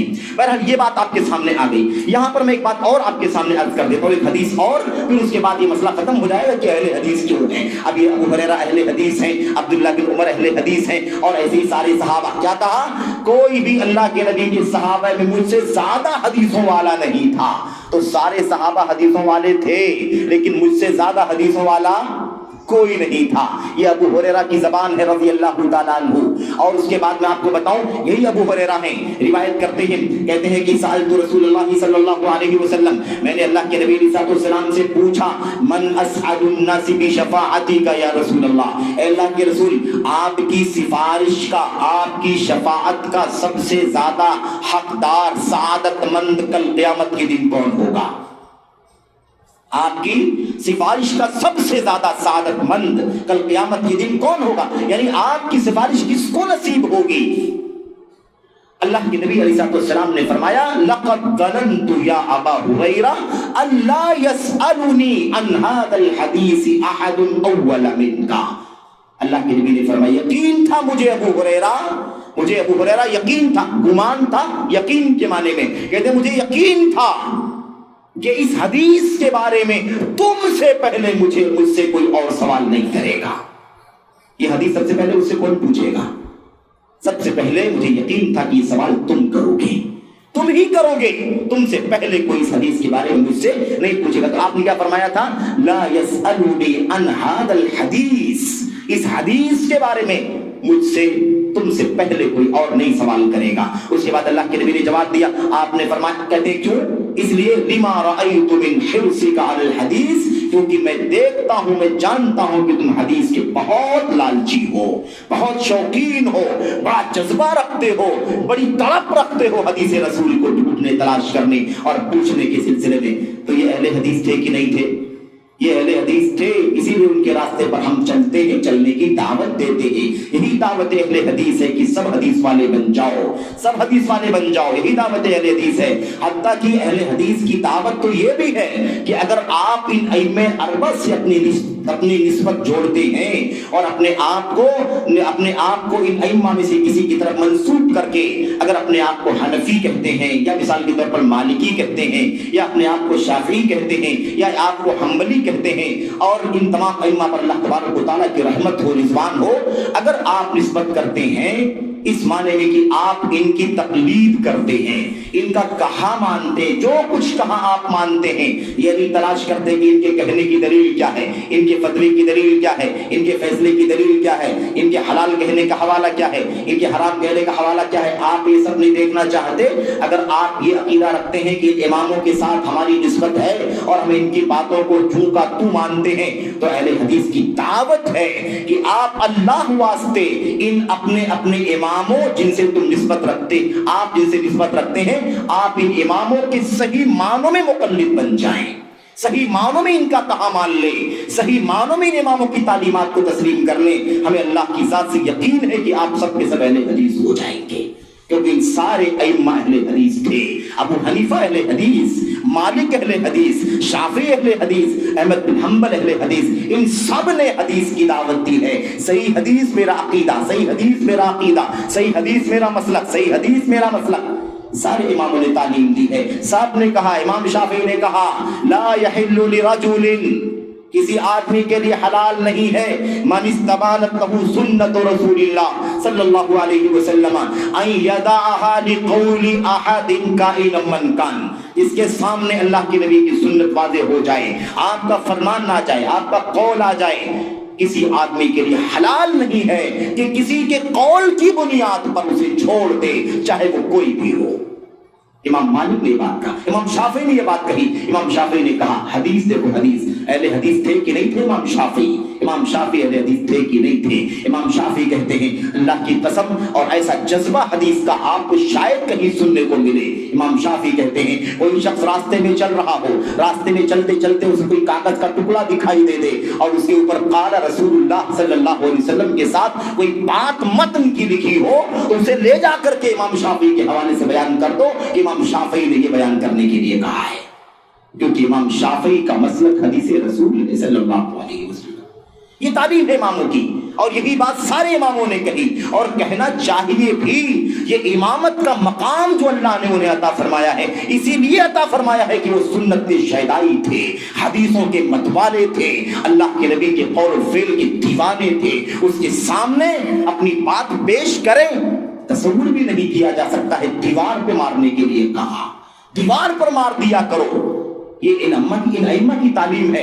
اور اگر اللہ نہ کرے اگر یہ کام ان کا ہوتا کہ وہ اپنی ذات کی طرف بلاتے، میرا کہا مانو، میری اتباع کرو، میرا قول فالو کرو، میری تقلید کرو، حوالہ مت دیکھو، دلیل مت دیکھو، اگر کسی نے جرأت کی ہوتی تو امامت تو دور کی بات ہے، اللہ تعالیٰ انہیں ذلت کے کٹورے میں ڈال دیا ہوتا۔ یہ اللہ تبارک و تعالیٰ کی طرف سے ہے، اس لیے یہ مسئلہ سمجھنے کی ضرورت ہے۔ تو ائمہ کرام پر نہ کوئی الزام ہے، اور دعوت اہل حدیث کا خلاصہ یہی ہے، یہی دعوت اہل حدیث کا خلاصہ ہے۔ اگر کوئی اور بہت ساری باتیں کرتا ہے کہ رسولوں کو نہیں مانتے، یا اولیاء کو نہیں مانتے، کرامتوں کو نہیں مانتے، صحابہ کو نہیں مانتے، اور یا مثال کے طور پر آپ بہت ساری باتیں کہتے ہیں نا طلاق کے مسئلے میں، یا ایسے ہی کیا کہتے ہیں طلاق ثلاثہ کے مسئلے میں، ایسے ہی تراویح کے مسئلے میں، دو اذان کے مسئلے میں، جو بہت ساری باتیں کہتے ہیں، صحابہ کو نہیں مانتے، یہ سب غلط فہمیاں ہیں جو پھیلائی جا رہی ہیں، الزامات ہیں جو دھرے جا رہے ہیں، تہمتیں ہیں جو بنائی جا رہی ہیں، اس کا حقیقت سے کوئی تعلق نہیں ہے۔ دعوت اہل حدیث یہی ہے جس کی وضاحت آپ کے سامنے کتاب و سنت کے حوالے سے کی جا رہی ہے، اور یہی دعوت حق ہے، یہی وہ مشن ہے جس مشن پر دنیا میں عزت کا اور آخرت میں جنت کا وعدہ رب ذوالجلال نے کیا ہے۔ میرے بھائیوں، میرے بزرگوں، بات بہت زیادہ لمبی نہ ہو جائے، اللہ کے نبی صلی اللہ علیہ وسلم کی باتیں حدیثیں تو بہت ساری ہیں، آئیے میں کچھ شبہات کا آپ کے سامنے حوالہ تذکرہ کر کے اس کا میں انشاءاللہ تبارک و تعالیٰ ازالہ کرنا چاہتا ہوں۔ تو اب آپ دیکھیے، یہ جو دعوت اہل حدیث جو آپ کے سامنے پیش کی گئی، اس سے آپ کو یہ بات سمجھ میں آ گئی کہ یہی تو اصل اسلام ہے، کیونکہ قرآن میں اسی کی تعلیم، سنت میں اسی کی تعلیم، یہی اصل اسلام ہے۔ اب اس کا اسی راستے کی ہم دعوت دیتے ہیں۔ اب اگر آج کوئی کھڑا ہو اور کہے کہ نہیں یہ ایک نیا فرقہ ہے، 5واں نمبر کا، 4 مسلک تو ہم سنتے ہیں پوری امت کے لیے ہے، اور امت کے ساری امت کے لیے ان 4 مسلکوں میں سے کسی مسلک سے جڑنا، کسی امام سے وابستہ ہونا، اور اسی امام سے مسلک سے وابستہ ہو کر کے اپنے دین کے مسائل کو لینا اور عمل کرنا واجب ہے، سمجھ رہے ہیں؟ اور اس سے اگر کوئی نکلتا ہے تو وہ 5واں فرقہ ہوگا۔ وہ کیا ہوگا؟ 5واں فرقہ ہوگا، یا وہ نیا فرقہ ہوگا۔ اگر یہ کوئی بات کہتا ہے تو 2-3 باتیں ہو سکتی ہیں، یا تو وہ ہو سکتا ہے کہ لا علم ہو، اسے پتا نہ ہو کہ یہ بات جو کہہ رہا ہے وہ صحیح ہے نا، اسے پتا نہیں ہے، وہ لا علمی کی بات کہہ رہا ہے۔ اور یا تو ایسا ہو سکتا ہے کہ اس کے اندر تعصب ہو، حق دھرمی ہو اس کے یہاں، وہ جانتا ہو، لیکن عصبیت جو کبھی انسان کے دل میں ہوتی ہے نا، اس کی بنیاد پر اس طرح کی بات کہتا ہے۔ اور یا تو ایسا بھی ہو سکتا ہے کہ وہ غبی اور نادان ہو، کچھ سمجھتا ہی نہ ہو کہ کیا کہہ رہا ہے، کیوں کہہ رہا ہے، ایسا بھی ہو سکتا ہے۔ کیوں؟ اس لیے کہ اہل حدیث کی بات آپ کے سامنے پیش کی گئی، اس کی دعوت کی حقیقت آپ کے سامنے بیان کی گئی۔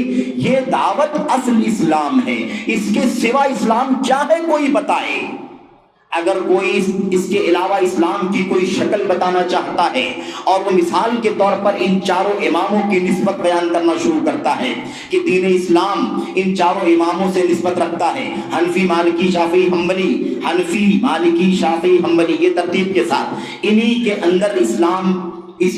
اندر اسلام سمایا ہوا ہے، سمویا ہوا ہے، اور انہی کے اندر پورا دین سمٹا ہوا ہے، انہی میں سے کسی کے ساتھ جڑنا ضروری ہے، تو مجھے بتائے کہ یہ امام کب دنیا میں آئے؟ یہ امام دنیا میں آئے وہ پہلے ہے یا اسلام کی آمد پہلے ہے؟ نبی کی آمد، صحابہ کی آمد پہلے ہے؟ نزول قرآن پہلے ہے یا ائمہ پہلے ہیں؟ یہ ائمہ کرام، اگر یہی دین اسلام کی 4 ائمہ اور ان کے مسلک دین اسلام کی سچی تعبیر ہے، تو بھلا بتاؤ کہ پہلے امام سے پہلے والے کیسے دین پر عمل کرتے تھے؟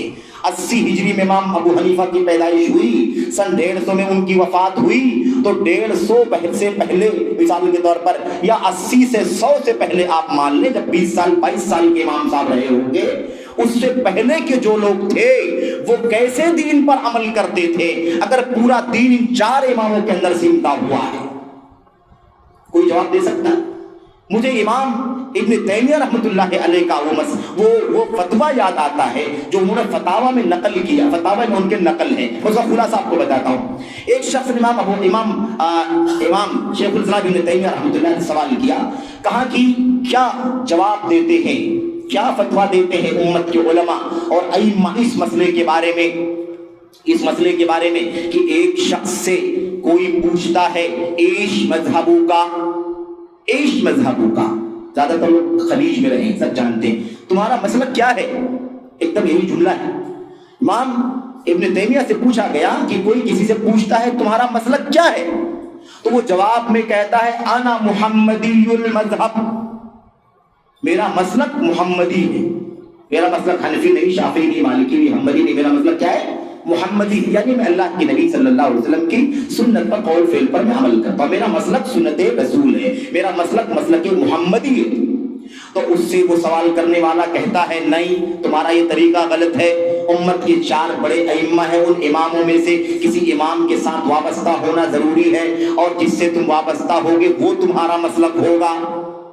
تو وہ آدمی فوراً سوال کرتا ہے یہ بتاؤ کہ اگر تمہاری یہ بات صحیح ہے تو الخلفاء الاربعہ ابو بکر عمر عثمان علی ومن بعدہم ماذا کان مذہبہم، اگر تمہاری یہ بات صحیح ہے تو ابو بکر عمر عثمان علی یہ چاروں بڑے صحابہ کرام خلفائے اربعہ یہ چاروں اور ان کے بعد جو اور صحابہ آئے ایش کان مذہبہم، ان کا مسلک پھر کیا تھا، ان کا مسلک پھر کیا تھا؟ اگر تم یہ کہتے ہو کہ ان چاروں اماموں میں سے کسی امام کے ساتھ جڑنا ضروری ہے اور اسی کے ساتھ ہی تمہیں رہنا ضروری ہے تو پھر یہ بتاؤ کہ ائمہ خلفائے اربعہ اور ان کے بعد جو صحابہ تھے ان کا مذہب کیا تھا؟ کیونکہ ظاہر ہے کہ یہ سب کے سب لوگ ان اماموں سے پہلے والے امام صاحب یہ بتائیے کہ ایسا کہنے والے کے بارے میں آپ کا کیا خیال ہے؟ امام صاحب نے جواب دیا یہی حق ہے، ائمہ اربعہ رحمۃ اللہ علیہ اجمعین بعد میں آئے، امت کے علماء میں سے علماء ہیں، امت کے ائمہ میں سے ائمہ ہیں، ان کی کتابیں ہیں، ان کے فتاوے ہیں، ان کے دروس ہیں اور ان کے فیصلے ہیں، یہ ساری چیزیں ان کی موجود ہیں، یہ بعد میں آئے ہیں۔ وہ جو بات کہہ رہا ہے انا محمدی المذہب، میرا مسلک محمدی ہے، وہی بات صحیح ہے کیونکہ اسی پر سب کو چلنا ضروری ہے، اسی پر ابو بکر عمر عثمان علی طلحہ زبیر فاطمہ سارے اور اسی پر یہ ائمہ ابو حنیفہ شافعی مالک شافعی احمد بن حنبل سارے ائمہ اسی پر چلتے رہے۔ اس لیے کسی کے لیے کسی امتی کو خاص کر لینا اور اس سے جڑ جانا اور اسی سے جڑ کر کے رہنا ایسا کوئی مسئلہ بتاتا ہے تو کہتے ہیں کہ ایسی کوئی تعلیم ہمیں کتاب اللہ میں ملتی ہے نہ سنت رسول صلی اللہ علیہ وسلم میں ملتی ہے اور نہ صحابہ کرام کی سیرت میں ایسی کوئی تعلیم ملتی ہے کہ کسی ایک امتی کو پکڑ کر کے بیٹھ جائے۔ اور یہ مسئلہ کوئی ائمہ اربعہ سے متعلق نہیں ہے، یہ کام ابو بکر کے ساتھ بھی نہیں کیا جا سکتا کہ ساری امت ابو بکر صدیق کو پکڑ کر کے بیٹھ جائے، ساری امت عمر بن خطاب کو پکڑ کر کے عثمان کو علی کو طلحہ کسی کو پکڑ کر کے بیٹھ جائے۔ ہرگز کائن من کان، کسی امتی کے لیے کسی امتی کو اس طرح سے فالو کرنے کا حکم اللہ تبارک و تعالیٰ نے کتاب میں نبی نے اپنی سنت میں دیا ہی نہیں۔ اگر کسی کی مطلق طور پر اندھی اتباع جس کو ہم کہہ سکتے ہیں اگر واجب ہے تو صرف اور صرف محمد رسول اللہ صلی اللہ علیہ وسلم کی واجب ہے، بس اس کے سوا کچھ بھی نہیں۔ اور میرے بھائیوں میں آپ کو بتاؤں اس حوالے سے میں آپ کو بتاؤں کہ حضرت امام ابن شاہین رحمۃ اللہ علیہ جو ایک چھوٹی کے امام اور عالم گزرے ہیں اور اس واقعے کو اس بات کو جو میں آپ کے سامنے پیش کرنے جا رہا ہوں اس کو اپنی کتاب اس کو الناسخ والمنسوخ نامی کتاب کے مصنف نے اپنی کتاب میں نوٹ کیا ہے، ایسے امام ذہبی سیر اعلام النبلاء اور دیگر کتابوں کے اندر کئی کتابوں میں یہ واقعہ موجود ہے، کوئی بھی دیکھ سکتا ہے کہ جب بھی ان سے امام ابن شاہین رحمۃ اللہ علیہ سے جب بھی کوئی پوچھتا تھا ما مذہبو کا ایش مذہبو کا، اب آپ کا مذہب کیا ہے، یعنی مذہب مطلب مسلک، مذہب مطلب چلنے کی جگہ، چلنے کا راستہ، اور مسلک کے معنی بھی ہوتے ہیں چلنے کا راستہ۔ مذہب کا مطلب ہوتا ہے جانے کا راستہ اور مسلک کا مطلب ہوتا ہے چلنے کا راستہ۔ تو مذہب کہہ لو یا مسلک کہہ لو، دونوں الفاظ عربی میں ہیں، عربی الفاظ ہیں، لیکن اب مسلک زیادہ اردو میں استعمال ہو گیا تو سمجھا جاتا ہے، مذہب کم سمجھا جاتا ہے، لیکن مذہب بمعنی مسلک اردو میں۔ کیا مذہب ہے آپ کا، یعنی کیا مسلک ہے آپ کا؟ تو کہتے تھے انا محمدی المذہب۔ امام ابن شاہین کہا کرتے تھے انا محمدی المذہب، میں محمدی المذہب ہوں۔ دیکھا آپ نے، یہ ہے اصل میں دعوت اہل حدیث، یہ دعوت اہل حدیث ہے۔ اور ایک موقع پر مجھے بات یاد آئی، کئی کتابوں کے حدیث کی کئی کتابوں کے اندر صحیح سند کے ساتھ محدثین نے روایت نقل کی ہے میرے بھائیو، خاص طور پر مصنف ابن ابی شیبہ نے، یا مصنف ابن ابی شیبہ میں مصنف عبد الرزاق کے اندر خاص طور پر صحیح سند کے ساتھ روایت موجود ہے کہ ایک موقع پر، اور وہ موقع وہ ہے جب حضرت معاویہ رضی اللہ تعالیٰ عنہ اور حضرت علی رضی اللہ تعالیٰ عنہ کے بیچ میں جو کچھ ہوا ہے نا خلافت کے معاملے میں، آپ نے دیکھا نا دونوں کے اندر اختلاف ہو گیا رضی اللہ تعالیٰ عنہ۔ تو اس کے بعد ہوا کیا تھا، ظاہر ہے کہ صحابہ میں سے کچھ تھے جو اس فکر کے تھے، صحابہ میں کچھ تھے جو اس فکر کے تھے، حضرت علی کے فکر کے، کچھ حضرت معاویہ کے فکر کے تھے۔ حضرت عثمان کی شہادت اور پھر اس بعد قاتلین عثمان سے بدلہ لینے کے مسئلے میں جو اختلاف تھا موقف کا، اس میں صحابہ کرام کا دو موقف تھا۔ تو اس موقف میں حضرت عبداللہ بن عباس رضی اللہ تعالیٰ عنہ حضرت علی کی طرف تھے، حضرت علی رضی اللہ تعالیٰ عنہ کی طرف تھے۔ خیر جو کچھ معاملہ تھا وہ ہو گیا، ہونے کے بعد بہت دنوں کے بعد ایک موقع پر بطور مداعبہ، یعنی کیا کہتے ہیں، ملاطفت کرتے ہوئے، یعنی کیسے ایک بڑا چھوٹے کے ساتھ ایک محبت کا شفقت کا معاملہ کرتے ہوئے کوئی بات ازراہ مزاح پوچھے، حضرت معاویہ بن ابی سفیان رضی اللہ تعالیٰ عنہ نے حضرت عبداللہ بن عباس سے کہا انت علی ملت علی، یہ بتاؤ کہ کیا تم حضرت علی کی ملت پر ہو؟ اب ملت کے بہت سارے معنی ہوتے ہیں، یہاں پر ملت کا مطلب دین اور عقیدہ نہیں ہے کہ حضرت علی کے عقیدے پر ہو، کیونکہ جو عقیدہ حضرت علی کا وہی ابن عباس کا، وہی معاویہ کا، وہی سب کا، ایسا تو کوئی مسئلہ تھا نہیں۔ لیکن اس موقف میں جو اختلاف کا مسئلہ تھا اس میں رجحان کے اعتبار سے انہوں نے کہا کیا تم حضرت علی کے ساتھ، اللہ حضرت علی کی ملت پر ہو؟ لفظ استعمال کیا، کیا استعمال کیا؟ ملت پر، یعنی ان کے موقف پر ہو۔ تو انہوں نے کہا میں نہ علی کی ملت پر ہوں، لا ما انا علی ملت علی ولا علی ملت عثمان ولا علی ملتک بل انا علی ملت رسول اللہ صلی اللہ علیہ وسلم۔ ابن عباس کہتے ہیں نہ میں علی کی ملت پر ہوں، نہ میں عثمان کی ملت پر ہوں، نہ میں آپ کی ملت پر ہوں، میں ملت محمد صلی اللہ علیہ وسلم کے اوپر ہوں۔ موقف اس سے اندازہ لگاؤ کہ نسبت بھی اللہ کے نبی کے صحابہ کسی غیر نبی کے ساتھ کرنا گوارا نہیں کرتے تھے، کیونکہ جو سنت کا طریقہ، جو راہ عمل، جو عقیدہ، جو مشن، جو منہج نبی کریم صلی اللہ علیہ وسلم کا تھا، اسی پر آپ نے صحابہ کی تربیت دی، اور وہی منہج حضرت عثمان کا، وہی حضرت علی کا، وہی معاویہ کا، وہی ابن عباس کا۔ لیکن نسبت بھی گوارا نہیں تھی ابن عباس کو کہ وہ کہے کہ میں حضرت علی کی ملت پر ہوں، بلکہ کیا کہا، نہ میں علی کی ملت پر ہوں، نہ میں آپ کی ملت پر ہوں، نہ عثمان کی ملت پر ہوں، انا علی ملتی علی بن ابی طالب، انا علی ملت رسول اللہ صلی اللہ علیہ وسلم۔ تو یہ ہے اصل میں کہ اتنا بھی گوارا نہیں تھا کہ کوئی نسبت اپنے نام کے ساتھ غیر نبی کی جوڑ سکیں، اتنی بھی انہیں بات برداشت نہیں تھی۔ تو میرے بھائیو خلاصے کلام یہ ہے کہ جو باتیں بیان کی جاتی ہیں اور اس حوالے سے جو بات کہی جاتی ہیں وہ بڑی عجیب و غریب ہیں۔ تو اہل الحدیث، ہمارے بہت سارے بھائی کہتے ہیں کہ قرآن اللہ کے نبی صلی اللہ علیہ وسلم نے حدیث میں بیان فرمایا ہے کہ امت کے 73 فرقے ہو جائیں گے اور 73 میں سے 72 جہنم میں جائیں گے، ایک فرقہ جنت میں جائے گا۔ تو حدیث سے تو معلوم پڑتا ہے کہ جو فرقہ جنت میں جائے گا وہ فرقہ ہے، وہ فرقہ ہے 73 میں سے ایک ہے کہ نہیں ہے، اس میں کوئی شک نہیں کہ 73 میں سے وہ کیا ہے، ایک ہے، اور اس اعتبار سے ایک پارٹ تو ہے ہی ہے، وہ اس ناحیے سے تو فرقہ ہے۔ لیکن بات سمجھنے کی ہے، ہم کہتے ہیں اہل حدیث کوئی فرقہ نہیں ہے، اس کا مطلب کیا ہوتا ہے؟ اس کا مطلب یہ ہوتا ہے کہ کوئی نیا راستہ نکالنے والا قرآن کو چھوڑ کر کے کسی اور چیز پر چلے گا، سنت کو چھوڑ کر کے کسی امتی کو آگے بڑھائے گا، کسی اور مشن پر، کسی اور منہج پر چلے گا، کسی اور کو اپنا اگوا اور پیشوا مانے گا، یہ وہ اہل حدیث ایسا کوئی فرقہ نہیں ہے۔ اہل حدیث جو فرقہ حدیث کے اندر بن رہا ہے اس کی حیثیت، اس کی نوعیت ذرا سمجھو، اس کی نوعیت ذرا سمجھو میرے بھائیوں۔ ایک ہے اصل مشن، جس اصل مشن پر آپ قائم ہیں، اور اسی اصل مشن پر بعد میں آنے والوں کو بھی قائم رہنا چاہیے، لیکن آپ تو قائم ہیں اور آپ کے ساتھ بہت سارے لوگ جڑے، ان میں سے سب ملا کر کے 72 ایسی ٹولیاں ہو گئی جو الگ الگ راستے پر چلی گئی، لیکن آپ جو 73ویں تھے، جس راستے پر آپ چل رہے تھے اسی راستے پر آپ چلتے رہے۔ تو ایسے تو پوری تعداد 73 میں بٹ گئی، لیکن 72 بعد میں آئی تھی، نئے نئے راستے پر چلتی رہی، اور نئے نئے راستے پر چل کر کے جہنم رسید ہو گئی، لیکن آپ جس راستے پر چل رہے تھے اسی راستے پر آپ باقی رہ گئے۔ تو اگر اہل حدیث کو ہم فرقہ سمجھتے اس حدیث کی روشنی میں، تو ہم سمجھیں کہ یہ چھوڑا ہوا فرقہ ہے، یعنی سب چھوڑ کے چلے گئے تو یہ ٹکڑا باقی بچا اپنے اصلی راستے پر، نیا فرقہ بننے والا فرقہ نہیں ہے، بلکہ یہ سارے فرقے بنے اور سب چلے گئے اور یہ ٹکڑا اپنے راستے پر باقی رہ گیا۔ اس اعتبار سے اس کو ٹکڑا کہا گیا ہے۔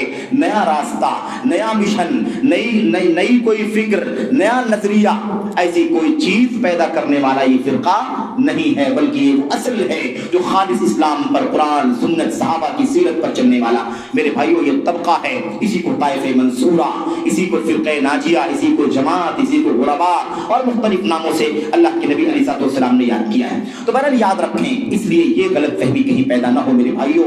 بہت سارے لوگ جو ہے نا، بہت سارے لوگ اپنی لا علمی کی بنیاد پر اہل حدیث کو فرقہ، ٹکڑا، جیسے ہے نا 72-73 فرقے، ان میں سے ایک فرقہ، وہی جو گمراہ 72 لوگ ہیں ان میں سے ایک جوڑ دیتے ہیں اور کہتے ہیں کہ بھی فرقہ۔ اسی لیے جب حنفی، شافعی، مالکی، حنبلی کا نام لیتے ہیں تو ساتھ میں اہل حدیث بھی جوڑ دیتے ہیں۔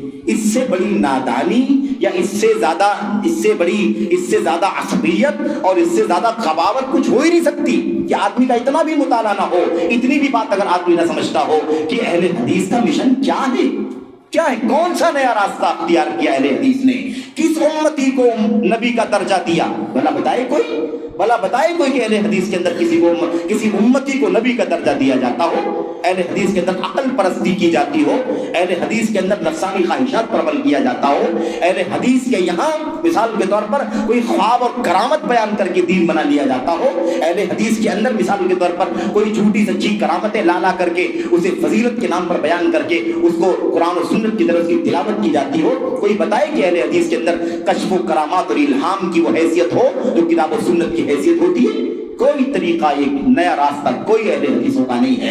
اہل حدیث اللہ کے کلام پر، اللہ کے نبی کی سنت پر، صحابہ کرام جن کے سامنے پہلے قرآن کریم اترا اور سنت کی باتیں ان کے سامنے بیان کی گئی، عمل کر کے دکھائی گئی، اسی راستے پر چلتے ہیں، اسی کی تلاش کرتے ہیں اور پوری کوشش کے ساتھ، معارضے کے باوجود، ٹکراؤ کے باوجود، دشمنی کے باوجود اور ساری سازشوں عیاریوں کے باوجود بھی میرے بھائیوں اسی مشن کو دنیا میں عام کرنے کے لیے کوشاں ہیں۔ تو یہ بات واضح ہو جانی چاہیے۔ اس کے بعد ہمارے سامنے ایک شبہ اور بھی پیش کیا جاتا ہے، وہ شبہ یہ ہے کہ یہ اہل حدیث جو ہے نا، یہ اہل حدیث جو ہیں یہ دراصل بڑے تشدد والے ہیں۔ تشدد کیسا ان کے اندر؟ تشدد یہ ہے کہ یہ لوگ اپنے سوا سب پر ہمیشہ نقد کرتے رہتے ہیں۔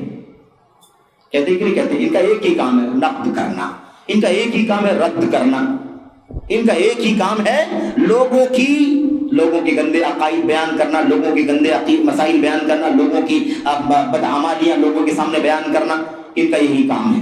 یہ لوگ اتنا زیادہ تشدد کرتے ہیں، صرف لوگوں کے پیچھے پڑے رہتے ہیں۔ یہ ایک الزام ہے، یہ الزام ہے۔ اگر یہ کرنا غلط ہے، اگر آج یہ کرنا غلط ہے تو اس سے پہلے بھی نعوذ باللہ کیا غلط تھا؟ یأمرون بالمعروف وینہون عن المنکر، تأمرون بالمعروف وتنہون عن المنکر۔ تمہیں دنیا میں بنایا ہی اسی لیے گیا ہے، بھیجا ہی اسی لیے گیا ہے، لوگوں کو بھلائی کا حکم دو گے، برائی سے روکو گے۔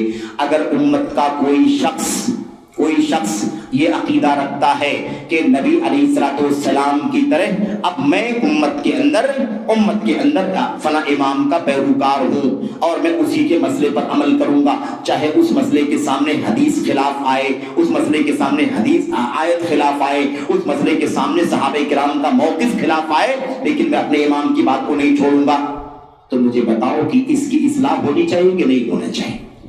اس کی تردید ہونی چاہیے کہ نہیں ہونا چاہیے؟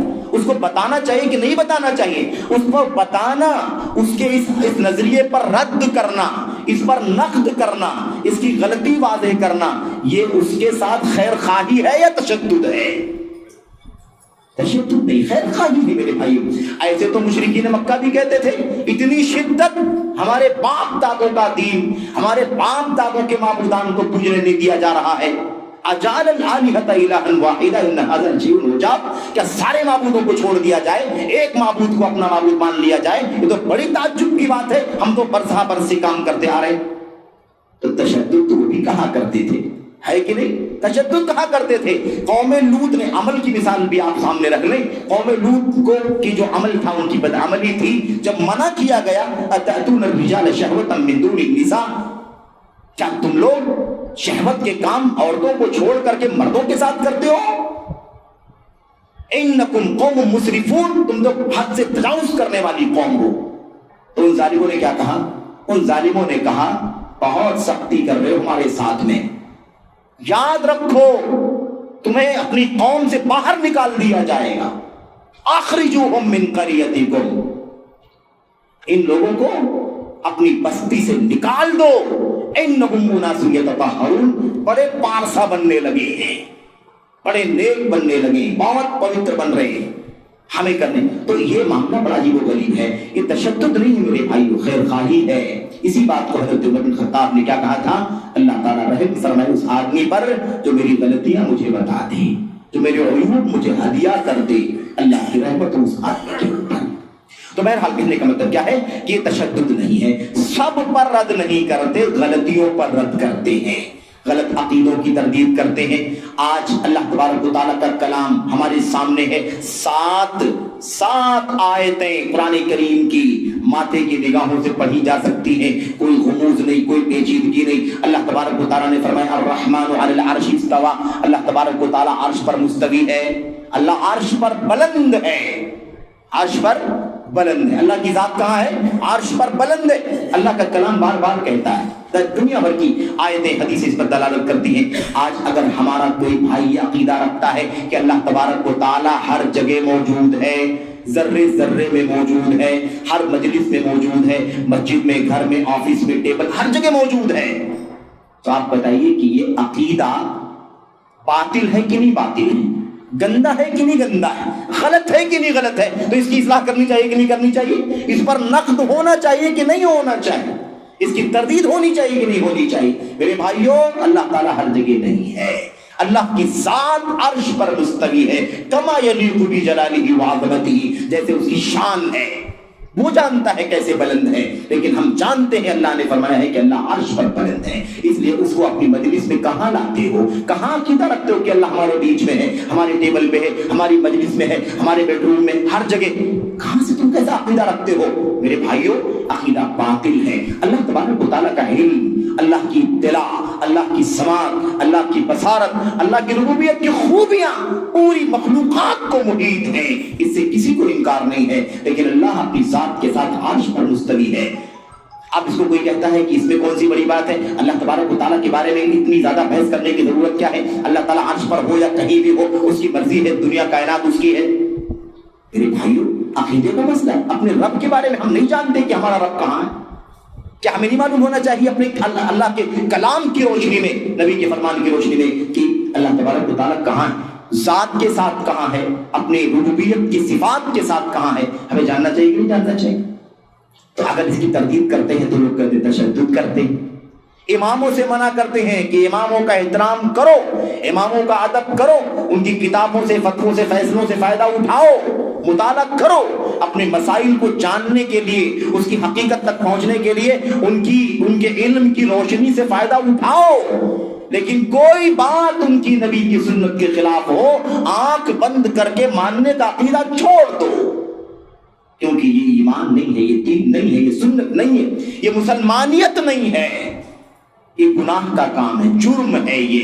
तुमने खैर नबी को नबी का मकाम दे दिया। तो लोग कहते हैं शिद्दत बरतते हैं, तकलीद की बुराई करते हैं, तकलीद, हम अपने इमामों का मकाम और हमारे इमामों की तनकीद। अब वो कहते हैं कि इमामों की तनकीद करते हैं आप, इमामों की कोई तनकीद नहीं है, यही इमामों की तालीम, यही इमामों की तालीम है, इसलिए इसमें कोई ऐब की बात नहीं है, इसलिए बात समझने की है। आइए मैं एक दो बातें और आपके सामने जो शुबहात की हूँ आपके सामने पेश करके फिर इंशाअल्लाह तबारक व तआला बात को मैं क्लोज करता हूँ, खत्म करता हूँ। चौथा मसला, एक चौथा शुबहा और पेश किया जाता है, वो ये कहा जाता है कि ये लोग अइम्मे अरबा की मुखालफत करते हैं, जबकि अइम्मे अरबा की तकलीद पर उम्मत का इजमा हो चुका है।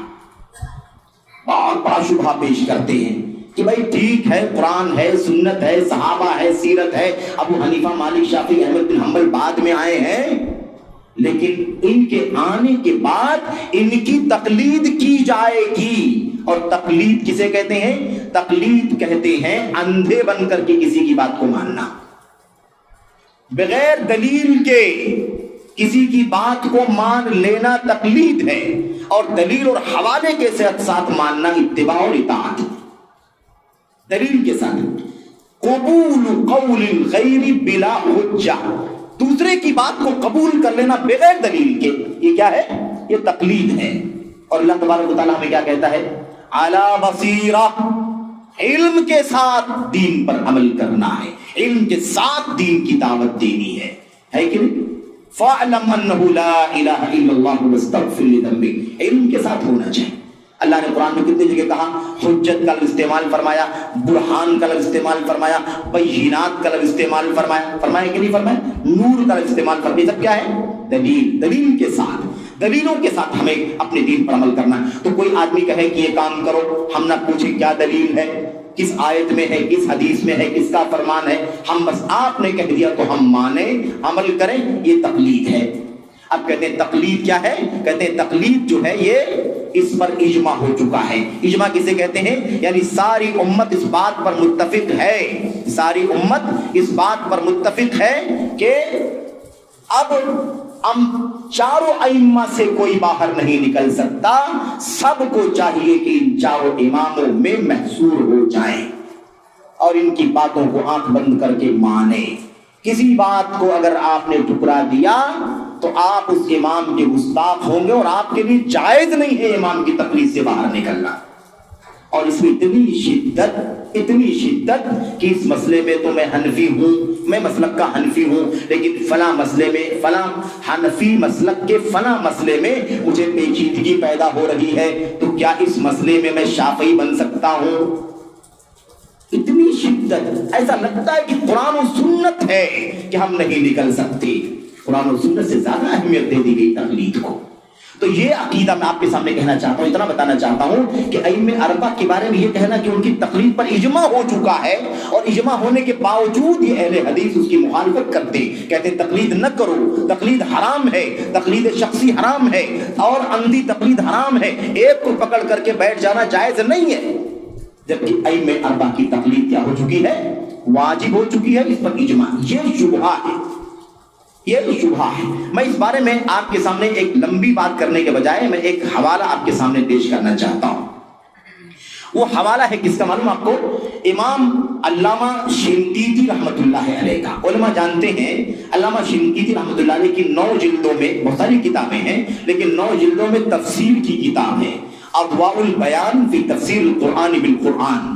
اضواء البیان، قرآن کی تفسیر قرآن کے ذریعے سے، قرآن کی تفسیر قرآن کی آیات کے ذریعے سے. اس کے اندر اس کتاب کے اندر وہ لکھتے ہیں، اور یہ بات اچھی سے سمجھ لو، کہتے ہیں جس تقلید کے بارے میں ہم کہتے ہیں کہ وہ تقلید حرام ہے، امت کے اندر جائز نہیں ہے، وہ تقلید کون سی ہے؟ وہ تقلید ہے امت کے اندر کسی ایک آدمی کو مقرر کر کے اس کی تقلید کر لینا، ہے نا، کسی ایک امام کو، عالم کو مقرر کر کے، فکس کر کے اس کی تقلید کر لینا. یہ تقلید ہے جس کی ہم مخالفت کرتے ہیں، جسے ہم جائز نہیں سمجھتے. کیوں؟ اس لیے جائز نہیں سمجھتے ہیں کہ اس بارے میں نہ قرآن کی کوئی دلیل آئی ہے، نہ سنت کی دلیل آئی ہے، نہ اس بارے میں صحابہ کرام میں سے کسی نے کوئی بات کہی ہے، اور نہ تینوں صدیوں میں سے کسی نے کوئی بات کہی ہے. خلفائے حضرات صحابہ کرام، تابعین، تبع تابعین، جن تینوں صدیوں کی فضیلت اللہ کے نبی نے بیان فرمائی ہے، ان پورے 3 صدیوں کے اندر کسی ایک شخص نے بھی ایسی بات نہیں کہی ہے کہ ایک متعین آدمی کی تقلید کرنا واجب ہے. کہتے ہیں کہ یہ چیز کہیں بھی نہیں ملتی، اور ساتھ ہی ساتھ کہتے ہیں یہ خود ائمہ اربعہ کے اقوال کے بھی خلاف ہے، کیونکہ ائمہ اربعہ میں سے بھی کسی نے نہیں کہا ہے کہ تو امت میں کسی ایک آدمی کو مضبوطی کے ساتھ، اسی پر جمود کے ساتھ پکڑ کر کے بیٹھ جایا جائے. یہ کسی نے بھی نہیں کہی، حتیٰ کہ خود ائمہ اربعہ نے بھی بات نہیں کہی ہے. کیا کہا تھا؟ لا تقلدنی ولا تقلد مالکا ولا شافعیہ ولا ثوریہ. نہ میری تقلید کرو، نہ مالک کی، نہ ابو حنیفہ کی، نہ شافعی کی، نہ ثوری کی. وَخُذُوا مِنْ حَيْثُ أَخَذُوا، اور وہیں سے دین کا علم حاصل کرو جہاں سے انہوں نے دین کا علم حاصل کیا ہے. امام ابو حنیفہ رحمۃ اللہ علیہ نے کیا کہا تھا؟ ابو حنیفہ نے فرمایا تھا لا يحل لرجل لا يحل لأحد ان يفتي بقولنا ما لم يعلم من اين قلنا. کہتے کسی بھی آدمی کے لیے حلال نہیں ہے کہ ہمارے کسی فتوے کی بنیاد پر فتویٰ دے دے جب تک کہ اسے پتہ نہ ہو کہ اس فتوے کی دلیل ہمارے پاس کون سی ہے. تو دلیل کے بغیر فتویٰ خود ائمہ اربعہ کے یہاں بھی جائز نہیں تھا. اس لیے جسے معلوم نہیں ہے کہ ہم نے کوئی فتویٰ دیا اس کی دلیل کیا ہے، اس کے لیے ہمارے قول کے مطابق فتویٰ دینا جائز نہیں ہے. یہ بات بیان فرمائی. خیر اس کے بعد سنیے، یہ علامہ شنقیطی ہی کی بات ہے. ابھی کہتے ہیں، اور اس کو یاد رکھنا، کہتے ہیں عالم معین مقرر کردہ فکس کردہ عالم کی تقلید کرنا من بدع القرن الرابع، 4 صدی ہجری کی بدعتوں میں سے ہے. لوگ کہتے ہیں کہ یہ لوگ تقلید کو بدعت کہتے ہیں، جبکہ تقلید پر اجماع ہو چکا ہے، اور اہل حدیث تقلید کو بدعت کہتے ہیں. میرے بھائیوں، اہل حدیث تقلید کو بدعت اس لیے کہتے ہیں کیونکہ وہ ہے بدعت. بدعت کسے کہتے ہیں؟ قرآن میں نہیں، سنت میں نہیں، صحابہ کے ہاں نہیں، تابعین نہیں، تبع تابعین نہیں، خود ائمہ اربعہ کے ہاں موجود نہیں ہے. 4 صدی ہجری میں 300 سال امت کے گزر گئے. اس کے بعد یہ تقلید کا مسئلہ آیا کہ ایک امام کو پکڑ کر کے بیٹھنا ضروری ہے. یہ کس کی بدعت ہے؟ یہ 4 صدی ہجری کی بدعت ہے. یہ میں نہیں کہتا، یہ خود کس نے کہا ہے؟ یہ امام علامہ شنقیطی رحمۃ اللہ علیہ نے، مختار شنقیطی رحمۃ اللہ علیہ نے کہا من بدع القرن الرابع، 4 صدی ہجری کی بدعت میں سے ہے. ومن، اور آگے سنیے چیلنج، یہ دیکھو چیلنج، ومن یدعی خلاف ذلک، اور جو اس کے علاوہ کسی بات کا دعویٰ کرتا ہو، کسی کو دعویٰ ہو کہ ایسا نہیں ہے، اس کے علاوہ کا دعویٰ کرتا ہو، کہتے ہیں فَلْيُعَيِّن لَنَا رَجُلًا وَاحِدًا مِنَ الْقُرُونِ الثَّلَاثَةِ الْأُوَّلِ، تو وہ ایک آدمی کو متعین کر کے دکھا دے 3 صدیوں میں سے، صحابہ، تابعین، تبع تابعین، ان 3 صدیوں میں سے کسی ایک آدمی کو متعین کر کے بتا دے جس آدمی نے ایک مقرر متعین امام کے پیچھے چلنے کو واجب قرار دیا. بات کر، ایک آدمی کو بتائے. 300 سال تک میں کہتے ہیں ایک آدمی کو بتا دے کہ اس نے خاص کیا ہو کہ فلاں کی تقلید کرنا ضروری ہے. آگے کہتے ہیں وَلَن يَسْتَطِيعَ ذَلِكَ أَبَدًا، ہرگز وہ ایسا نہیں پیش کر سکتا ہے، ہرگز اسے اس کی طاقت ہے ہی نہیں، پیش کر ہی نہیں سکتا ہے. کیوں؟ کہتے ہیں لِأَنَّهُ لَمْ يَقَعْ، البتہ کیونکہ ایسا ہوا ہی نہیں ہے، ایسا پیش ہی نہیں آیا ہے، تو کہاں سے کوئی لا کر کے پیش کر سکتا ہے؟ تو کہنے کا مطلب یہ کیا ہے؟ یہ اہل حدیث کے خلاف، اہل حدیث کے سلسلے میں جو شبہات ہیں، ان شبہات میں سے ایک بہت بڑا شبہ ہے، اور اس کا خلاصہ یہی ہے کہ یہ کہنا کہ ائمہ اربعہ کی تقلید پر اجماع ہو چکا ہے. کوئی اجماع نہیں ہے، کوئی اجماع نہیں ہے، اور اجماع ہو بھی نہیں سکتا ہے. یہ 4 صدی ہجری کی بدعتوں میں سے ہے، اور اس بات کو خود حجت اللہ البالغہ کے اندر علامہ دہلوی رحمۃ اللہ علیہ نے بھی لکھا ہے کہ امت کے اندر سب سے پہلے اگر ائمہ اربعہ کی تقلید کرنے کا کام شروع ہوا تو اعلی رأس القرن الرابع، 4 صدی ہجری کے آغاز میں یہ مسئلہ شروع ہوا ہے. 300 سال تک امت کے اندر یہ فکرہ تھا ہی نہیں. سارے ائمہ کی وفات ہو چکی تھی. ابو حنیفہ وفات پا گئے، مالک وفات پا گئے، شافعی وفات پا گئے، احمد بن حنبل 241 وہ بھی وفات پا گئے. ان کے بعد 4 صدی ہجری کے شروع میں یہ فکرہ آیا کہ نہیں، اماموں کے پیچھے ایسے آزاد کتنا رہیں گے، کتنا اجتہاد کریں گے، کتنا مسائل پوچھیں گے. چاہو اماموں کو پکڑ کر کے بیٹھ جاؤ جس کو جو سمجھ میں آئے، لیکن پکڑنے کے بعد پھر اس سے باہر نہ نکلے. یہ 4 صدی ہجری کی بدعت میں سے ہے. تو اس پر کوئی اجماع نہیں ہوا ہے. کوئی اگر آئے دعویٰ کرنے کے لیے اور کہے کہ اجماع ہوا ہے تو بتا دو کہ یہ جھوٹ ہے. اور اجماع کسے کہتے ہیں؟ آج کوئی اگر باطل پر اکٹھا ہو جائے تو کیا اس کو اجماع کہا جائے گا؟ صحابہ، تابعین، تبع تابعین کی زندگیوں میں تھا اجماع؟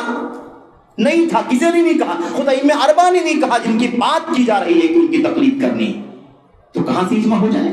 تو یہ ایک دعویٰ ہے، جھوٹا دعویٰ، اس کی کوئی حقیقت نہیں ہے. اس کے بعد ایک آخری شبہ اور بھی ہے، اور وہ شبہ یہ ہے کہ ہمیں اسلام کی دعوت دینی ہے. اور اسلام، اچھا بات چل رہی تھی نا ائمہ اربعہ کی بات جو چل رہی تھی، اس حوالے سے امام ابن تیمیہ رحمۃ اللہ علیہ کی وہ بات آپ کو یاد رہنی چاہیے جس میں انہوں نے کہا تھا کہ مذہب اہل سنت والجماعت قدیم، مذہب السلف قدیم، اہل سنت والجماعت کا مذہب، ان کا مسلک، ان کا طریقہ پرانا ہے. وہ ابو حنیفہ سے پہلے ہے، مالک سے پہلے ہے، شافعی سے پہلے، احمد بن حنبل کے پیدا ہونے سے پہلے یہ ائمہ پیدا ہی نہیں ہوئے تھے. ظاہر سی بات ہے 80 ہجری میں سب سے پہلے امام زمانی اعتبار سے سب سے پہلے امام ابو حنیفہ ہیں، ان کی پیدائش 80 ہجری میں ہوئی ہے. میرے بھائیوں، اللہ کے نبی محمد رسول اللہ صلی اللہ علیہ وسلم کی وفات 11 ہجری میں ہو گئی کہ نہیں ہو گئی؟ 11 ہجری سے 70 سال کا عرصہ امام ابو حنیفہ کے پیدائش سے پہلے کا گزرا ہوا ہے. اس سے پہلے یہ راستہ تھا کہ نہیں تھا؟ صحابہ تابعین کا راستہ تھا کہ نہیں تھا؟ ابو بکر عمر عثمان علی کا راستہ تھا کہ نہیں تھا؟ وہ 1 لاکھ سوا لاکھ صحابہ کرام جو آپ کے ساتھ حجۃ الوداع میں موجود تھے، یہ مسلک تھا کہ نہیں تھا اہل حدیث کا؟ اللہ کے نبی صلی اللہ علیہ وسلم نے وہ مسلک جو اللہ کے نبی صحابہ کرام کو جو دیا تھا مسلک، وہ یہی تھا، میری بات اللہ کی بات میری بات، اسی پر تمہیں عمل کرنا ہے، اسی پر چلے یہ صحابہ۔ اب انہی صحابہ کو اللہ نے آئیڈیل بنا دیا، اسی کی ہم سب کو پیروی کرنی ہے۔ تو بہرحال یہ شبہہ بہرحال ختم ہو گیا۔ آخری بات جو تھی وہ یہ تھی کہ یہ ہمارے اپنے لوگوں کی بات ہے جو اہل حدیث ہیں، اور وہ بہت زیادہ کبھی کبھی بہت سارے لوگوں کے بہکاوے میں آ کر یا مثال کے طور پر ان کی بہت ساری باتوں سے الجھ کر یہ بات کہتے ہیں کہ ہمیں اپنا نام لینے کی کوئی ضرورت نہیں ہے، ہم قرآن و سنت کو حق مانتے ہیں، صحابہ کرام کے منہج کو حق مانتے ہیں، جو قرآن و سنت اور منہج حق پھیلائیں، ہمیں کوئی ضرورت نہیں ہے نام لینے کی۔ قرآن و سنت کا نام ہے، قرآن و سنت میں اہل حدیث کا نام ہے، قرآن و سنت میں سنت کا نام ہے، اس لیے ہمیں سنت کا نام لے کر کے قرآن و سنت پھیلانا ہے۔ قرآن و سنت پھیلانا ہے نام لے کر کے، حوالہ دے کر کے۔ ہم کیوں نہ کہیں کہ یہ حدیث میں اللہ کے نبی نے فرمایا ہے اور ہم حدیث پر عمل کرنے والے ہیں۔ اہل حدیث ہے اس لیے حدیث پر عمل کر رہے ہیں، اہل حدیث ہے اس لیے حدیث پر، اہل سنت ہے اس لیے سنت پر، اہل اثر ہے اس لیے اثر پر، ہے کہ نہیں؟ غربا ہیں، یعنی دنیا میں بڑا فساد پھیل چکا ہے، ان کی اصلاح کرنے والے اللہ کے نبی نے فرمایا تھا غربا کون ہوں گے؟ اللہ کے نبی نے فرمایا تھا کہ غربا ہوں گے، دین اجنبی ہو جائے گا، اسلام اجنبی ہو جائے گا۔ صحابہ نے پوچھا تھا اللہ کے نبی غربا کون ہے؟ دوسری روایت میں پوچھا غربا کون ہے؟ اللہ کے نبی صلی اللہ علیہ وسلم نے فرمایا تھا الذین یصلحون اذا فسد الناس، غربا وہ ہوں گے جب سارے لوگوں میں بگاڑ آ جائے گا تو تھوڑے لوگ صحیح راستے پر چل رہے ہوں گے، تو تھوڑے ہوں گے اس لیے اجنبی مانے جائیں گے، زیادہ ہوں گے بھیڑ ہوگی، وہ بھیڑ ان تھوڑے لوگوں کو اجنبی کہے گی۔ جیسے آج بے نمازی بہت زیادہ ہو چکے ہیں تو نمازیوں کو اجنبی سمجھتے ہیں، شرابی زیادہ ہو گئے تو شراب نہ پینے والوں کو اجنبی سمجھتے ہیں، ہے کہ نہیں یہ مسئلہ؟ میرے بھائیو، آج اگر کوئی بیان کرتا ہے ارے بے پردگی بہت عام ہو رہی ہے، تو بے پردگی اتنی عام ہو چکی ہے کہ ان پردہ نشین بہنوں کو بڑی تیکھی نگاہوں سے دیکھا جاتا ہے، وہ اجنبی ہیں۔ وہ حدیث نبی کریم صلی اللہ علیہ وسلم کی یاد آتی ہے، آپ نے فرمایا تھا اذا ترکت السنہ اذا ترک منہا شیء قالوا ترکت السنہ، بدعت کا دورہ ہو جائے گا، باطل عام ہو جائے گا، اتنا باطل عام ہو جائے گا، بدعت عام ہو جائے گی کہ ان بدعتوں میں سے اگر کوئی کسی چیز کو چھوڑ دے گا تو لوگ تانا دیں گے کہ سنت چھوڑ دی گئی ہے۔ قالوا ترکت السنہ، لوگ کہیں گے سنت چھوڑی جا رہی ہے۔ تو یہ معاملہ پیدا ہو جائے تو اس سے کوئی حق بدل نہیں جائے گا۔ آخری ایک بات اور ہے کہ اپنی تعداد کی قلت سے کبھی بھی وحشت محسوس نہیں کرنا، یہ نہیں سوچنا کہ ہم بہت تھوڑے ہیں، ہماری تعداد بہت تھوڑی ہے، وہ بڑی جماعت ہے، یہ بھی ایک شبہہ ہے، اور اس کو میں 1-2 منٹ میں بیان کر کے بات ختم کرتا ہوں۔ ایک شبہہ ہے جس کو کہتے ہیں، یہ شبہے کا نام ہے میجورٹی کا شبہہ، بڑی تعداد میں ہونے کا شبہہ، اور کیا کہتے ہیں السواد الاعظم، سواد اعظم ہیں، سواد اعظم کے بارے میں اکثر تو بیشتر جو روایتیں جو ہیں وہ ضعیف ہیں۔ آپ جان لیں علیکم بالسواد الاعظم، سواد اعظم کو لازم پکڑنا یعنی بڑی تعداد کو لازم پکڑنا، یہ ثابت کرتے ہیں ہمارے بہت سارے بھائی۔ تو یہ جان لینا ضروری ہے کہ بڑی تعداد کو لازم پکڑنے والی جو روایت ہے ان میں سے بیشتر روایتیں ضعیف ہیں۔ ایک آدھ روایت کی سند صحیح ہے تو اس کا یہ معنی نہیں ہے جو معنی لیا جا رہا ہے۔ حق پر چلنے والوں کو لازم پکڑو، حق پر چلنے والوں کو لازم پکڑو، جو حق پر جمع ہو، علیکم بالجماعہ، جماعت کو لازم پکڑو، یعنی جو حق پر ڈٹا ہوا ہے اس کو لازم پکڑو، یہ معنی ہے سواد اعظم کو لازم پکڑنے کا۔ کیوں؟ اس لیے کہ 73 میں سے 72 جہنم میں جائیں گے تو میجورٹی جہنم میں جا رہی کہ نہیں جا رہی ہے؟ تو سواد اعظم کہاں جا رہا ہے؟ سواد اعظم تو جہنم میں جا رہا ہے۔ تو کیا مطلب ہم سواد اعظم کو لازم پکڑیں، اب 72 لوگوں کے پیچھے چلیں اور اس کو چھوڑ دیں؟ الجماعہ، ما انا علیہ اليوم واصحابی، یہی اہل حدیث کی دعوت ہے، ما انا علیہ اليوم واصحابی، جس پر آج میں اور میرے صحابہ چل رہے ہیں وہی راستہ جنت کا راستہ ہے، اسی پر چلنے والے جنت میں جائیں گے، وہ کم ہو زیادہ ہو، یہاں کچھ ہو وہاں کچھ ہو، کوئی فرق نہیں پڑتا، یہ مشن جس کے پاس ہے وہ جنت میں جائے گا، یہ مشن جو ہے وہ جہنم سے بچے گا، وہی فرقہ ناجیہ ہوگا، وہی طائفہ منصورہ ہوگا۔ تو یہ بات نبی کریم صلی اللہ علیہ وسلم نے ہمیں سمجھا دی، اس لیے یہ مسئلہ نہیں آنا چاہیے۔ حضرت عبداللہ بن مبارک رحمۃ اللہ علیہ نے غالباً کہا تھا، اور بھی لوگوں نے کہا ہے یہ بات، کیا کہا تھا؟ علیکم بطریق السنہ، لوگوں سنت کے طریقے کو لازم پکڑو، سنت کی راہ کو لازم پکڑو، حدیث کی راہ کو لازم پکڑو، ولا تستوحش بقلۃ السالکین، کم چلنے والوں سے وحشت محسوس مت کرو۔ آخری بات ہے، چلنے والے کم ہیں سنت پر تو اس سے وحشت محسوس مت کرو۔ وَإِيَّاكَ، اور خبردار فرقوں کے پیچھے مت چلنا، اس راستے کے علاوہ جو راستے ہیں ان پر مت چلنا۔ وَلَا تَغْتَرَّ بِكَثْرَةِ الْحَالِكِينَ، اور بہت بڑی تعداد ہلاک ہونے والی ہے تو ان کی کثرت سے، میجورٹی سے دھوکہ نہیں کھانا، تو اپنی قلت سے، چھوٹی تعداد سے وحشت محسوس نہیں کرنا اور ہلاک ہونے والوں کی کثرت سے دھوکہ نہیں کھانا۔ فَإِنَّ الْأَمْرَ يَنْجَلِي، کیونکہ معاملہ کھل جائے گا، روشنی پیدا ہو جائے گی، انشاءاللہ روشنی پیدا ہو جائے گی۔ وَأَنْتَ عَلَى الْهُدَى الْمُسْتَقِيمِ، اور تم صراط مستقیم پر قائم رہو گے۔